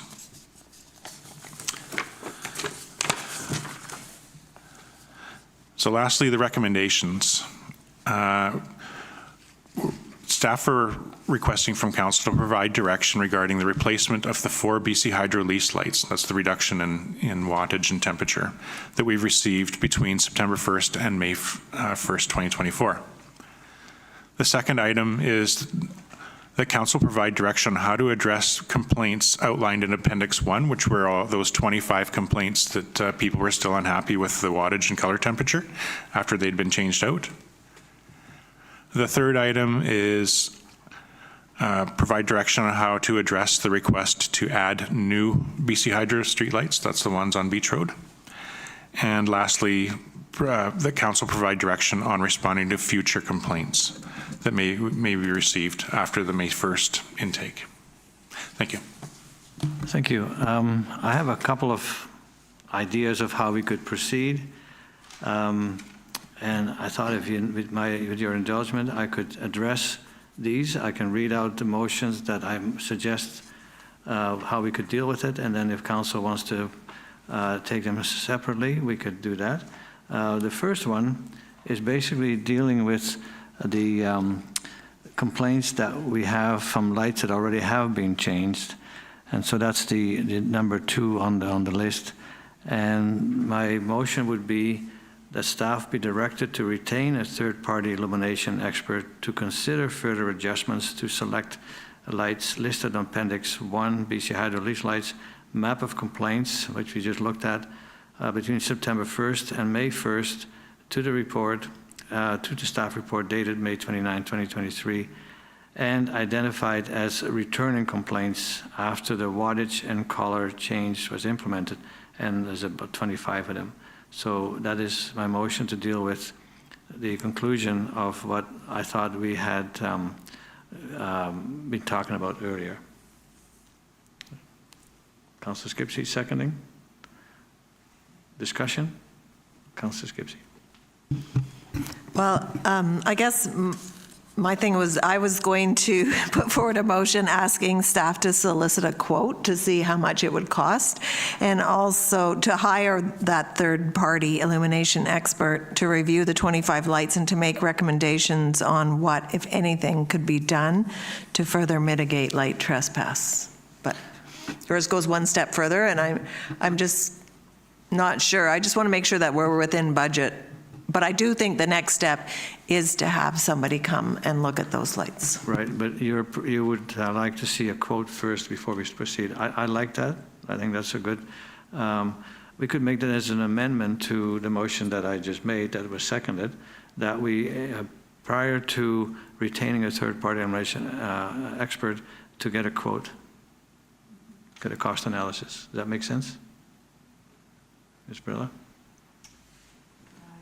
Yes, Your Worship. I'm just wondering if it could be achieved within the budget that was remaining, would you still like that, or would you like us to just action it if it is in the budget? If it's within the budget to proceed? Okay. Councillor Harrison. I just think, though, if that's within the budget, I don't know what budget's left to actually adjust the lights. If there's $32,000 and it's $1,400 a light, if I thought it was, to adjust them, then 25 lights times 1,400. I'm just trying to do the math in my head, but I think that's pretty close to $30,000. So I just think that if we're not going to add more money to the budget for this, then if we hire a consultant, that basically means we're going to have to pick and choose which of those lights you addressed, from my understanding of the math, unless they work for a very, very, very cheap rate. But even so, I think, forgive me, 25 times 1,400, my math is good, but I'm not sure it's quite that good. It's 31,000, so they have to work for $1,000 or less. So, just off the top of my head. Staff comment? Thank you, Mayor Westbrook. I did speak to a consultant about what the options are, and he said there may be some room for adjustments, but they're very minor tweaks. In a lot of cases, the David arm is intentionally put where it is and causing light to shed into the neighbor's house because other overhead lines prevent it from being rotated around the pole. So options are limited for adjustments in most cases. There's also only one style of light fixture to choose from. That's called the max throw. So whether or not, it doesn't matter what temperature or wattage it is, it's still shedding light in a certain direction, sort of a hot dog shape, so to speak. Thank you. Councillor Young and then Councillor Vander. My question was just clarification on how much money are we saving with the reduced wattage right now? I don't have that figure in front of me. I can't recall how much the more expensive wattage was. So I know the 39 watt was, it's here somewhere. $14? Yeah, and don't quote me, but I think the more expensive one was about $20. So we've got 124 lights that we reduced the wattage, and based on the cost difference, there's already some savings. But that's not the question. The question is, do we want to hire a third-party illumination engineer to see if further adjustments can be made, where they can be made? And like you indicated, there may be some very minor tweaking possible, but may not be what's going to make people happy. So I think the motion should say that we get a quote from a third-party engineer and then see how we want to go ahead. Councillor Vander. I also was wondering the $1,400 per light that was quoted, where does that come from, and does that depend on what the solution might be? Or are they all the same? For example, if there could be a shield found that might be applicable in some situations, is that necessarily going to cost $1,400 to fix? So if I could just get some clarification on that. Thank you. Mr. Watson or Ms. Brella? I just really, because that was such a contentious discussion, we have confirmed that shields are not available, so I just don't want to circle back to that. Again, shields are not available as advised by BC Hydro for these lights. I'm sorry. Okay. All right. So as it stands, what I can see, Councillor Skipsey's point about getting a quote before we engage a third-party engineer, can we just start with that, keep it simple and say, give us, if there is somebody that is qualified to, so cancel the earlier motion, I withdraw it, as withdrawn. We're going to have a new motion that says, request that staff retain a third-party engineer for a quotation of making the adjustments. Does that work? So the motion did have a mover and seconder, so it Yeah. belongs to the body. Yeah. It's up to the body to decide if the motion will be withdrawn, not the mover or the seconder or together. That first thing. But the second thing is, if you simply want to strike the word retain, so it's directed to, instead of directed to retain, it's directed to obtain quotes for. Yes. Okay. So a So- motion to amend to strike, retain, insert, obtain quotes for. Yes. So is council in agreement that the motion that was on the table be withdrawn? That was the long motion about everything else, but now it seems like we need to get a quote first. Does that make sense? Ms. Skipsey? Pardon?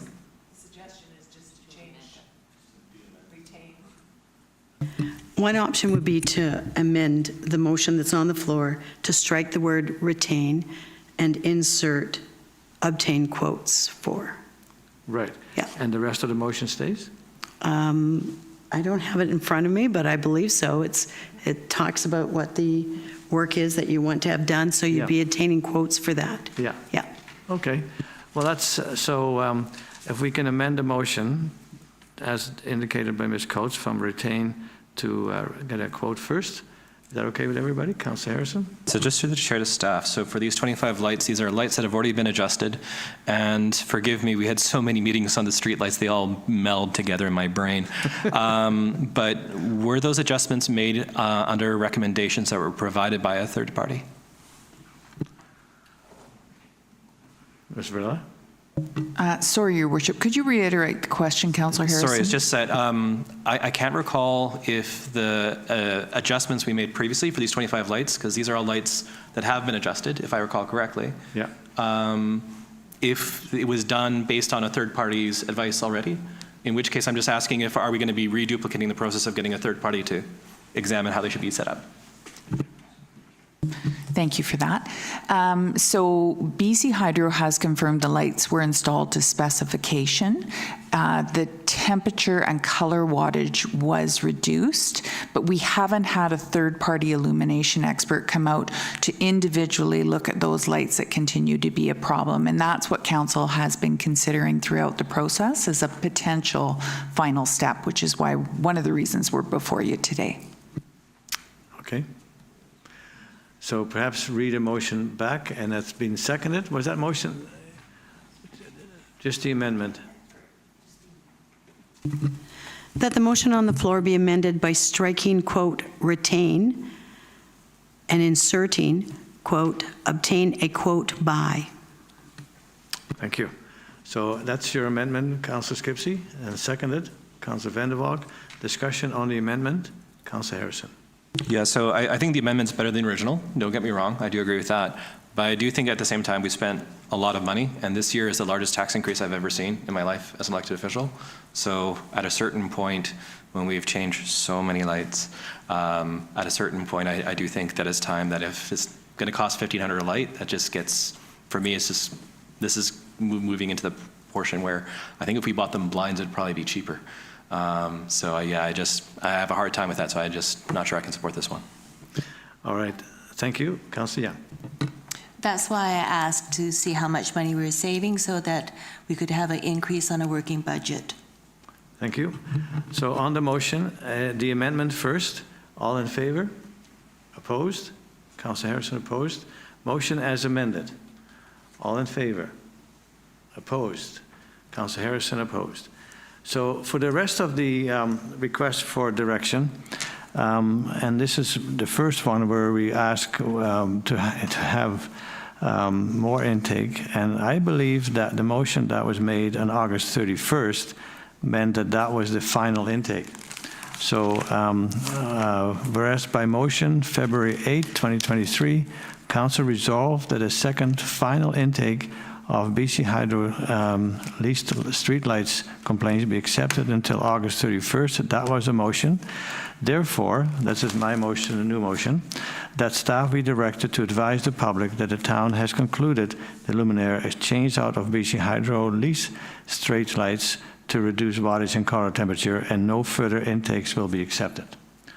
Could I have a second for that? Councillor Harrison, discussion. Councillor Skipsey. Well, one of the things that came up when we were thinking about this was, what if residents were willing to pay themselves to have the lights swapped out? Is that something that we could, an option that we could look into, like if they had the consent from their neighbors? I think that would become very complex.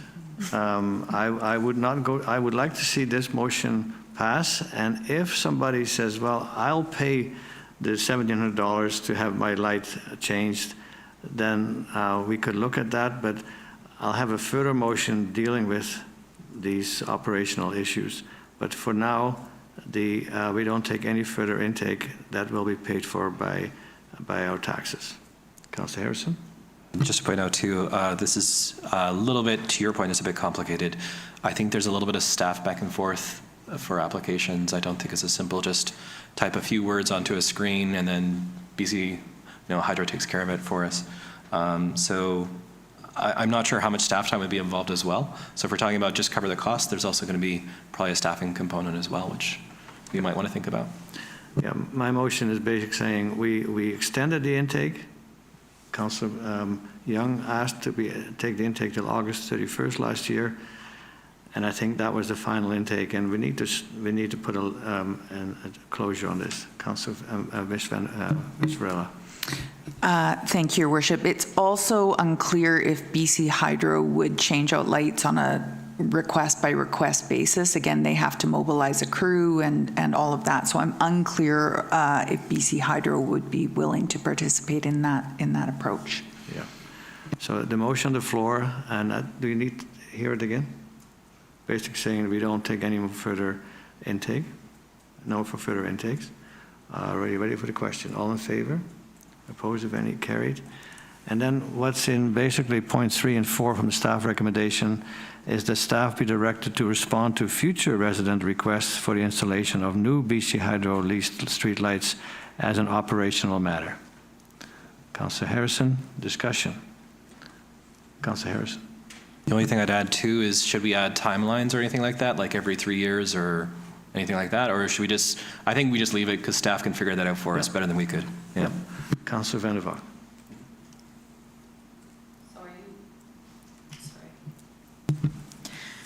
Are we looking at 3 and 4? Yes.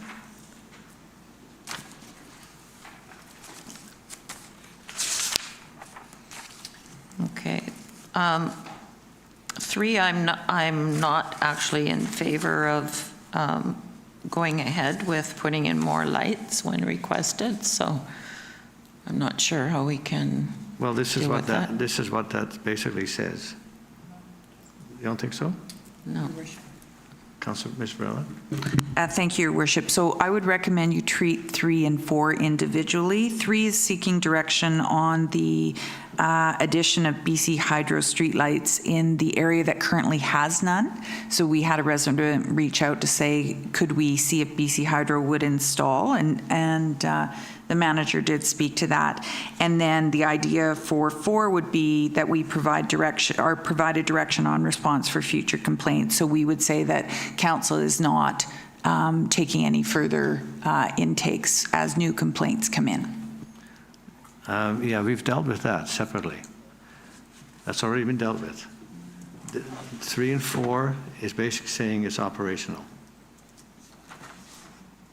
So if staff deems it necessary to add lights or anything else, we leave it to staff, and that was seconded. Councillor Harrison? Well, if I may, maybe to Councillor Vander Valk's point, I think the thing that Councillor Vander Valk might be worried about, and correct me if I'm wrong here, is that one person on the street says, I would love to have a streetlight, and the three neighbors all say, I would hate to have a streetlight. And then we start entering into a system because one person wants it and all the other neighbors think it's an abomination. So I'm wondering if we have some sort of like democratic threshold. Like I know in the past for some of these things we've talked to all the neighbors in an area. So if it's a streetlight that's going to be this long throw along the street, because that is a pretty straight stretch, I think you can get a pole in the middle. It should work out pretty well, but then there's going to be a lot of houses that are going to have a little bit of that reflection off the road in the middle of the night. I don't know, that's something where we essentially knock on the doors that would be impacted, and then the majority wins. If the majority of folks want the light, great, and if the majority don't, fine. But I'm also too, this is to some extent getting the weeds of operations. I'm not sure that's council's best role. I'm not sure I'm the best informed person to do that, so I'm very cautious. But I do understand that there's a viable debate to be had when one person wants something and your neighbor doesn't, what do you do? And that puts, if we don't have guidance for staff around how that's resolved, I worry we might be setting up our staff a bit to have a very awkward conversation with one neighbor, and I just don't want to put our staff in a position where they have to make a hard call and there's no clear direction from council on that. So when we first started dealing with these lights, there was no council discussion at all. They were just, boom, we're all going 79, never mind the council discussion. So staff just did it, and we're trying to fix that. And so now I'm saying, okay, we did all the complaints until March 31st, August 31st. Been there, done that now. Now we're saying we're leaving it up to staff. They know how we feel about these street lights. I mean, council deals with a lot of policy issues and development issues and bylaw of Bill 44 and everything else, committee structures. Those are governance decisions. I don't think it's a governance decision to decide to put somewhere a street light or not. Or, I mean, I think we're going down to detail too much. I have full confidence that staff will make a good call. And when somebody says, I want a light, and somebody else says, I don't want a light, they would look at it and go, okay, that one makes sense. It's an intersection. This one doesn't. If we cannot trust staff to decide where a street light should go, we're going to be very busy councillors. Anyway, my motion was moved and seconded. I'm going to call the question. If I have more debate, Councillor Vander Valk. Yeah, I Okay. understand that this may well not be a big issue for council, but we are being asked to provide direction on how to address that particular request. And again, and Councillor Harrison was correct, that I have concerns about if people are asking to have lights put in, then who is asking for that? On one side of this particular location, there's residents that have been there for many, many years, and on the other side, there's brand new residents. So is there going to be a conflict between one side of the road and the other side of the road? I don't know. So I guess if we want to say, well, staff can make that decision, then we need to be pretty clear on what our parameters are in asking them to make that decision. And I think that we would have to ask the general neighborhood what they think before we go ahead and before the town goes ahead and makes a decision whether we're doing that or whether staff is doing that. So that's my concern. Okay, I think they can narrow it down to public safety. Yeah. Councillor Young? I thought that, yes, it should be at the public safety conversation, and we'll have that discussion then. Just like on that one where someone's asked for lights right now and staff has already determined that it is necessary. It's so dark there. So public safety and staff. Councillor Skipsey? My only concern is that there's more development that is slated to happen at some point on that road. And so is this the right time to be adding more lights, or do we wait until it's sort of established? And because when you put in a new condo or 3 stories, whatever, it's going to shed light, right? So I'm just concerned about the timing of everything. Sure, I understand. The motion is on the floor, has been seconded. Further discussion. All in favor? Opposed? Councillor Skipsey, Councillor Vander, Valk opposed, motion carries. Thank you. I think that deals with the issue of the street lights, I hope, for many, many, many years. Beach Creek Estuary. Who's going to speak to that? Councillor, Mr. Watson. Thank you, Your Worship. Okay, so this report is related to the completion of the coastal spit and the estuary down at the roundabout. This report specifically is for consideration of awarding the construction project named Beach Creek Estuary Landscaping to Strain Landscapes Limited.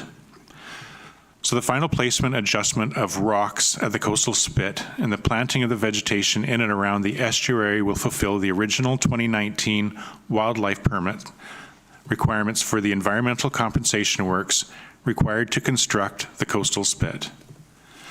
So we were required to have this permit back in 2019, and in order to fulfill this permit, the rock work and the vegetation need to be completed. So as I said, there's two major components that need to be, that were part of this project, and I bring this up because it caused us a problem when we put this out to tender.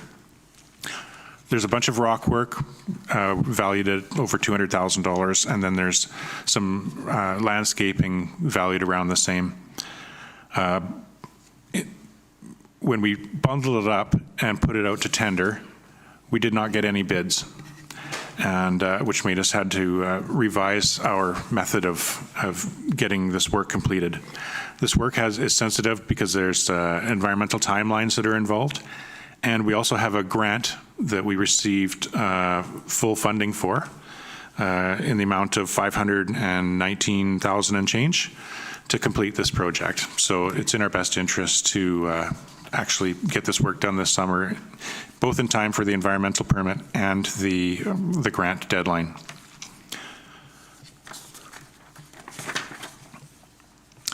So after we received no bids in early April, we ended up rethinking how things were going to be distributed. So we separated the rock work and the vegetation out of the contracts, separated the two, and we approached Napit Industries for the rock work. And the reason we approached Napit Industries is because they currently have the contract for the viewing platform. The reason that's important is because when they bid on the viewing platform, the rock work was included in the project. When it came in over budget, that rock work was removed from the project so that we can continue with the viewing platform. So because we already had competitive pricing, it made sense to do a change order to their project and allow them to continue the completion of that rock work, and they're starting next week on that. That part of the project is worth 220. Just let me check. Sorry. Yeah, 222,392 plus tax, and it needs to be completed between June 1st and August 2nd.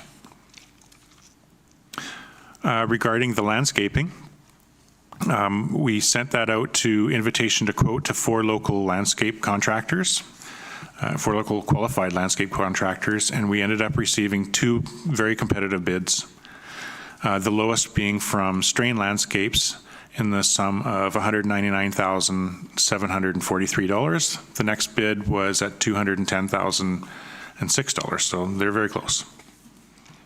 The estuary works, the revegetation needs to be completed between August 5th and September 30th. If we complete those 2 components, we will fulfill the wildlife permit requirements. Oliver, I'm just going to ask you to hold for a moment. We need a resolution. Yes. Okay. Because I thought it was going to be quick, but obviously we need some more time to hear what's going on. So I need a motion to go beyond 3 hours. Councillor Vander Valk, Councillor Skipsey, all in favor? Thank you. Go ahead, Ms. Watson. Thank you. Okay, I'm almost done. So when we speak finance here, I'll remind you we do have a grant for $519,833. This project is in the 2024 financial plan. The rock work will cost $222,392. with the vegetation will be $199,743. Of course, we need to consider the soft costs for engineering and management of the project. We estimate that to be $62,000. In addition to that, we also committed to adding some furnishings to the site, including benches, a wayfinding sign, a wall-mounted bottle filling station, and a bicycle repair stand.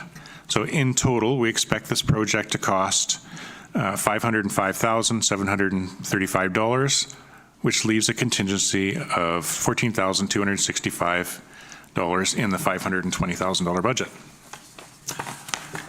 So staff are now recommending that council award the contract for the Beach Creek Estuary Landscape Project to Strain Landscape Limited for the bid price of $199,743. Thank you. Thank you. Councillor Harrison, you making that motion? Yeah. Yeah, good. Thank you. Councillor Vander Valk seconding. Discussion? Councillor Harrison? So just to reiterate, Mr. Watson, this is grant funded, is it correct? Through the chair, yes, it's fully grant funded. Thank you. So this is essentially town taxes that are paying for this. This is a grant we've already received. And lastly, from my understanding, this is the final project for all things in that area. This is the last sort of thing. Once the railing's done, this is done, we're done. Is that correct? Or close to it? There is, stay tuned, there is a piece of artwork that is being developed for the center of the roundabout, but more discussions on that will be taking place very soon. Okay, yeah, so the roundabout thing I'm not going to have a discussion on, so I'm just going to say, given that Mr. Weir is in the audience today, given that project is finally done, I know I usually don't have a beer with folks, but we should definitely sit down and have a beverage with Mr. Weir for all the years that project's been ongoing. And lastly, just in case folks forgot, in the pandemic, obviously, this was not top of mind. We were really distracted. This project won an award for the best environmental project in all of BC, I think, when it was for the SPIT project. So this is basically finishing off a project that won from the BC Association of Engineers, was it? Consulting Engineers, my apologies, for the best environmental project in all of British Columbia. Just want to highlight that. And did I see some other? Yes, Councillor Skipsey. Well, I just wanted, it is related, but to say thank you for the update the other day. I think the town, on our social media, we put up a thing saying that the delay was because of the railings and whatnot, because some people in the community are saying that it looks abandoned or what's going on and whatnot. So it was good, I think, just to let people know that it is still in the works, it's happening. And I think the deadline was middle of June or something, I hope. Anyways, the only thing, I'm just curious about adding rocks, how much does $222,000 get when you're talking about rocks? And is it going to essentially be the same spit? Is it going to be extended or changed or heightened, or like, what does that look like? Mr. Watson. Thank you. Yes, so there's quite a bit of material that needs to be imported yet. There's rocks the size of like refrigerators that need to be added to some of the groins on the outside of the spit. And the whole reason behind it is when marine engineers are designing these things, they base it on several assumptions, and then what they're expected to do over the next few years is monitor the site to see how the sands are shifting. So they've done that for the last 3 years, and now they've come up with some recommendations on how to fine-tune how the sands are going to be shifted. And they'll also make some improvements in the channel itself where the water is passing through. So that's why the rocks need to, some of them are just being shifted around, but there's quite a few being added. You're probably not going to see a dramatic difference when it's done, but the way the waves are shifting around the estuary there will change it a little bit. That's the motion, that's the recommendation. Further discussion? All in favor? Opposed, if any? Carried. Thank you. I must say that today we started at 1 o'clock rather than 10. We would have been at 1 o'clock 3 hours at least. How does council feel about having these meetings at 1 o'clock? You don't have to tell me today, but I've always said 1 o'clock to me is much better than 10 because you're always squeezed in for lunch and and you don't feel like you feel like you need to rush through it. Starting at 1 o'clock, I think, is better for staff, and also starting at 1 in the morning gives councillors, staff some time to be more prepared for the meeting when you have some last-minute questions. So we may suggest, and when we redo the schedule for next year, that, and I'm looking for feedback from staff and the public as well, that the meetings in the 2025 start at 1 o'clock rather than 10 o'clock. That shift has been made at the regional district, and I think was very well received. So with that, motion to adjourn. Councillor Skipsey, Councillor Vander, all in favor? Thank you. We are adjourned.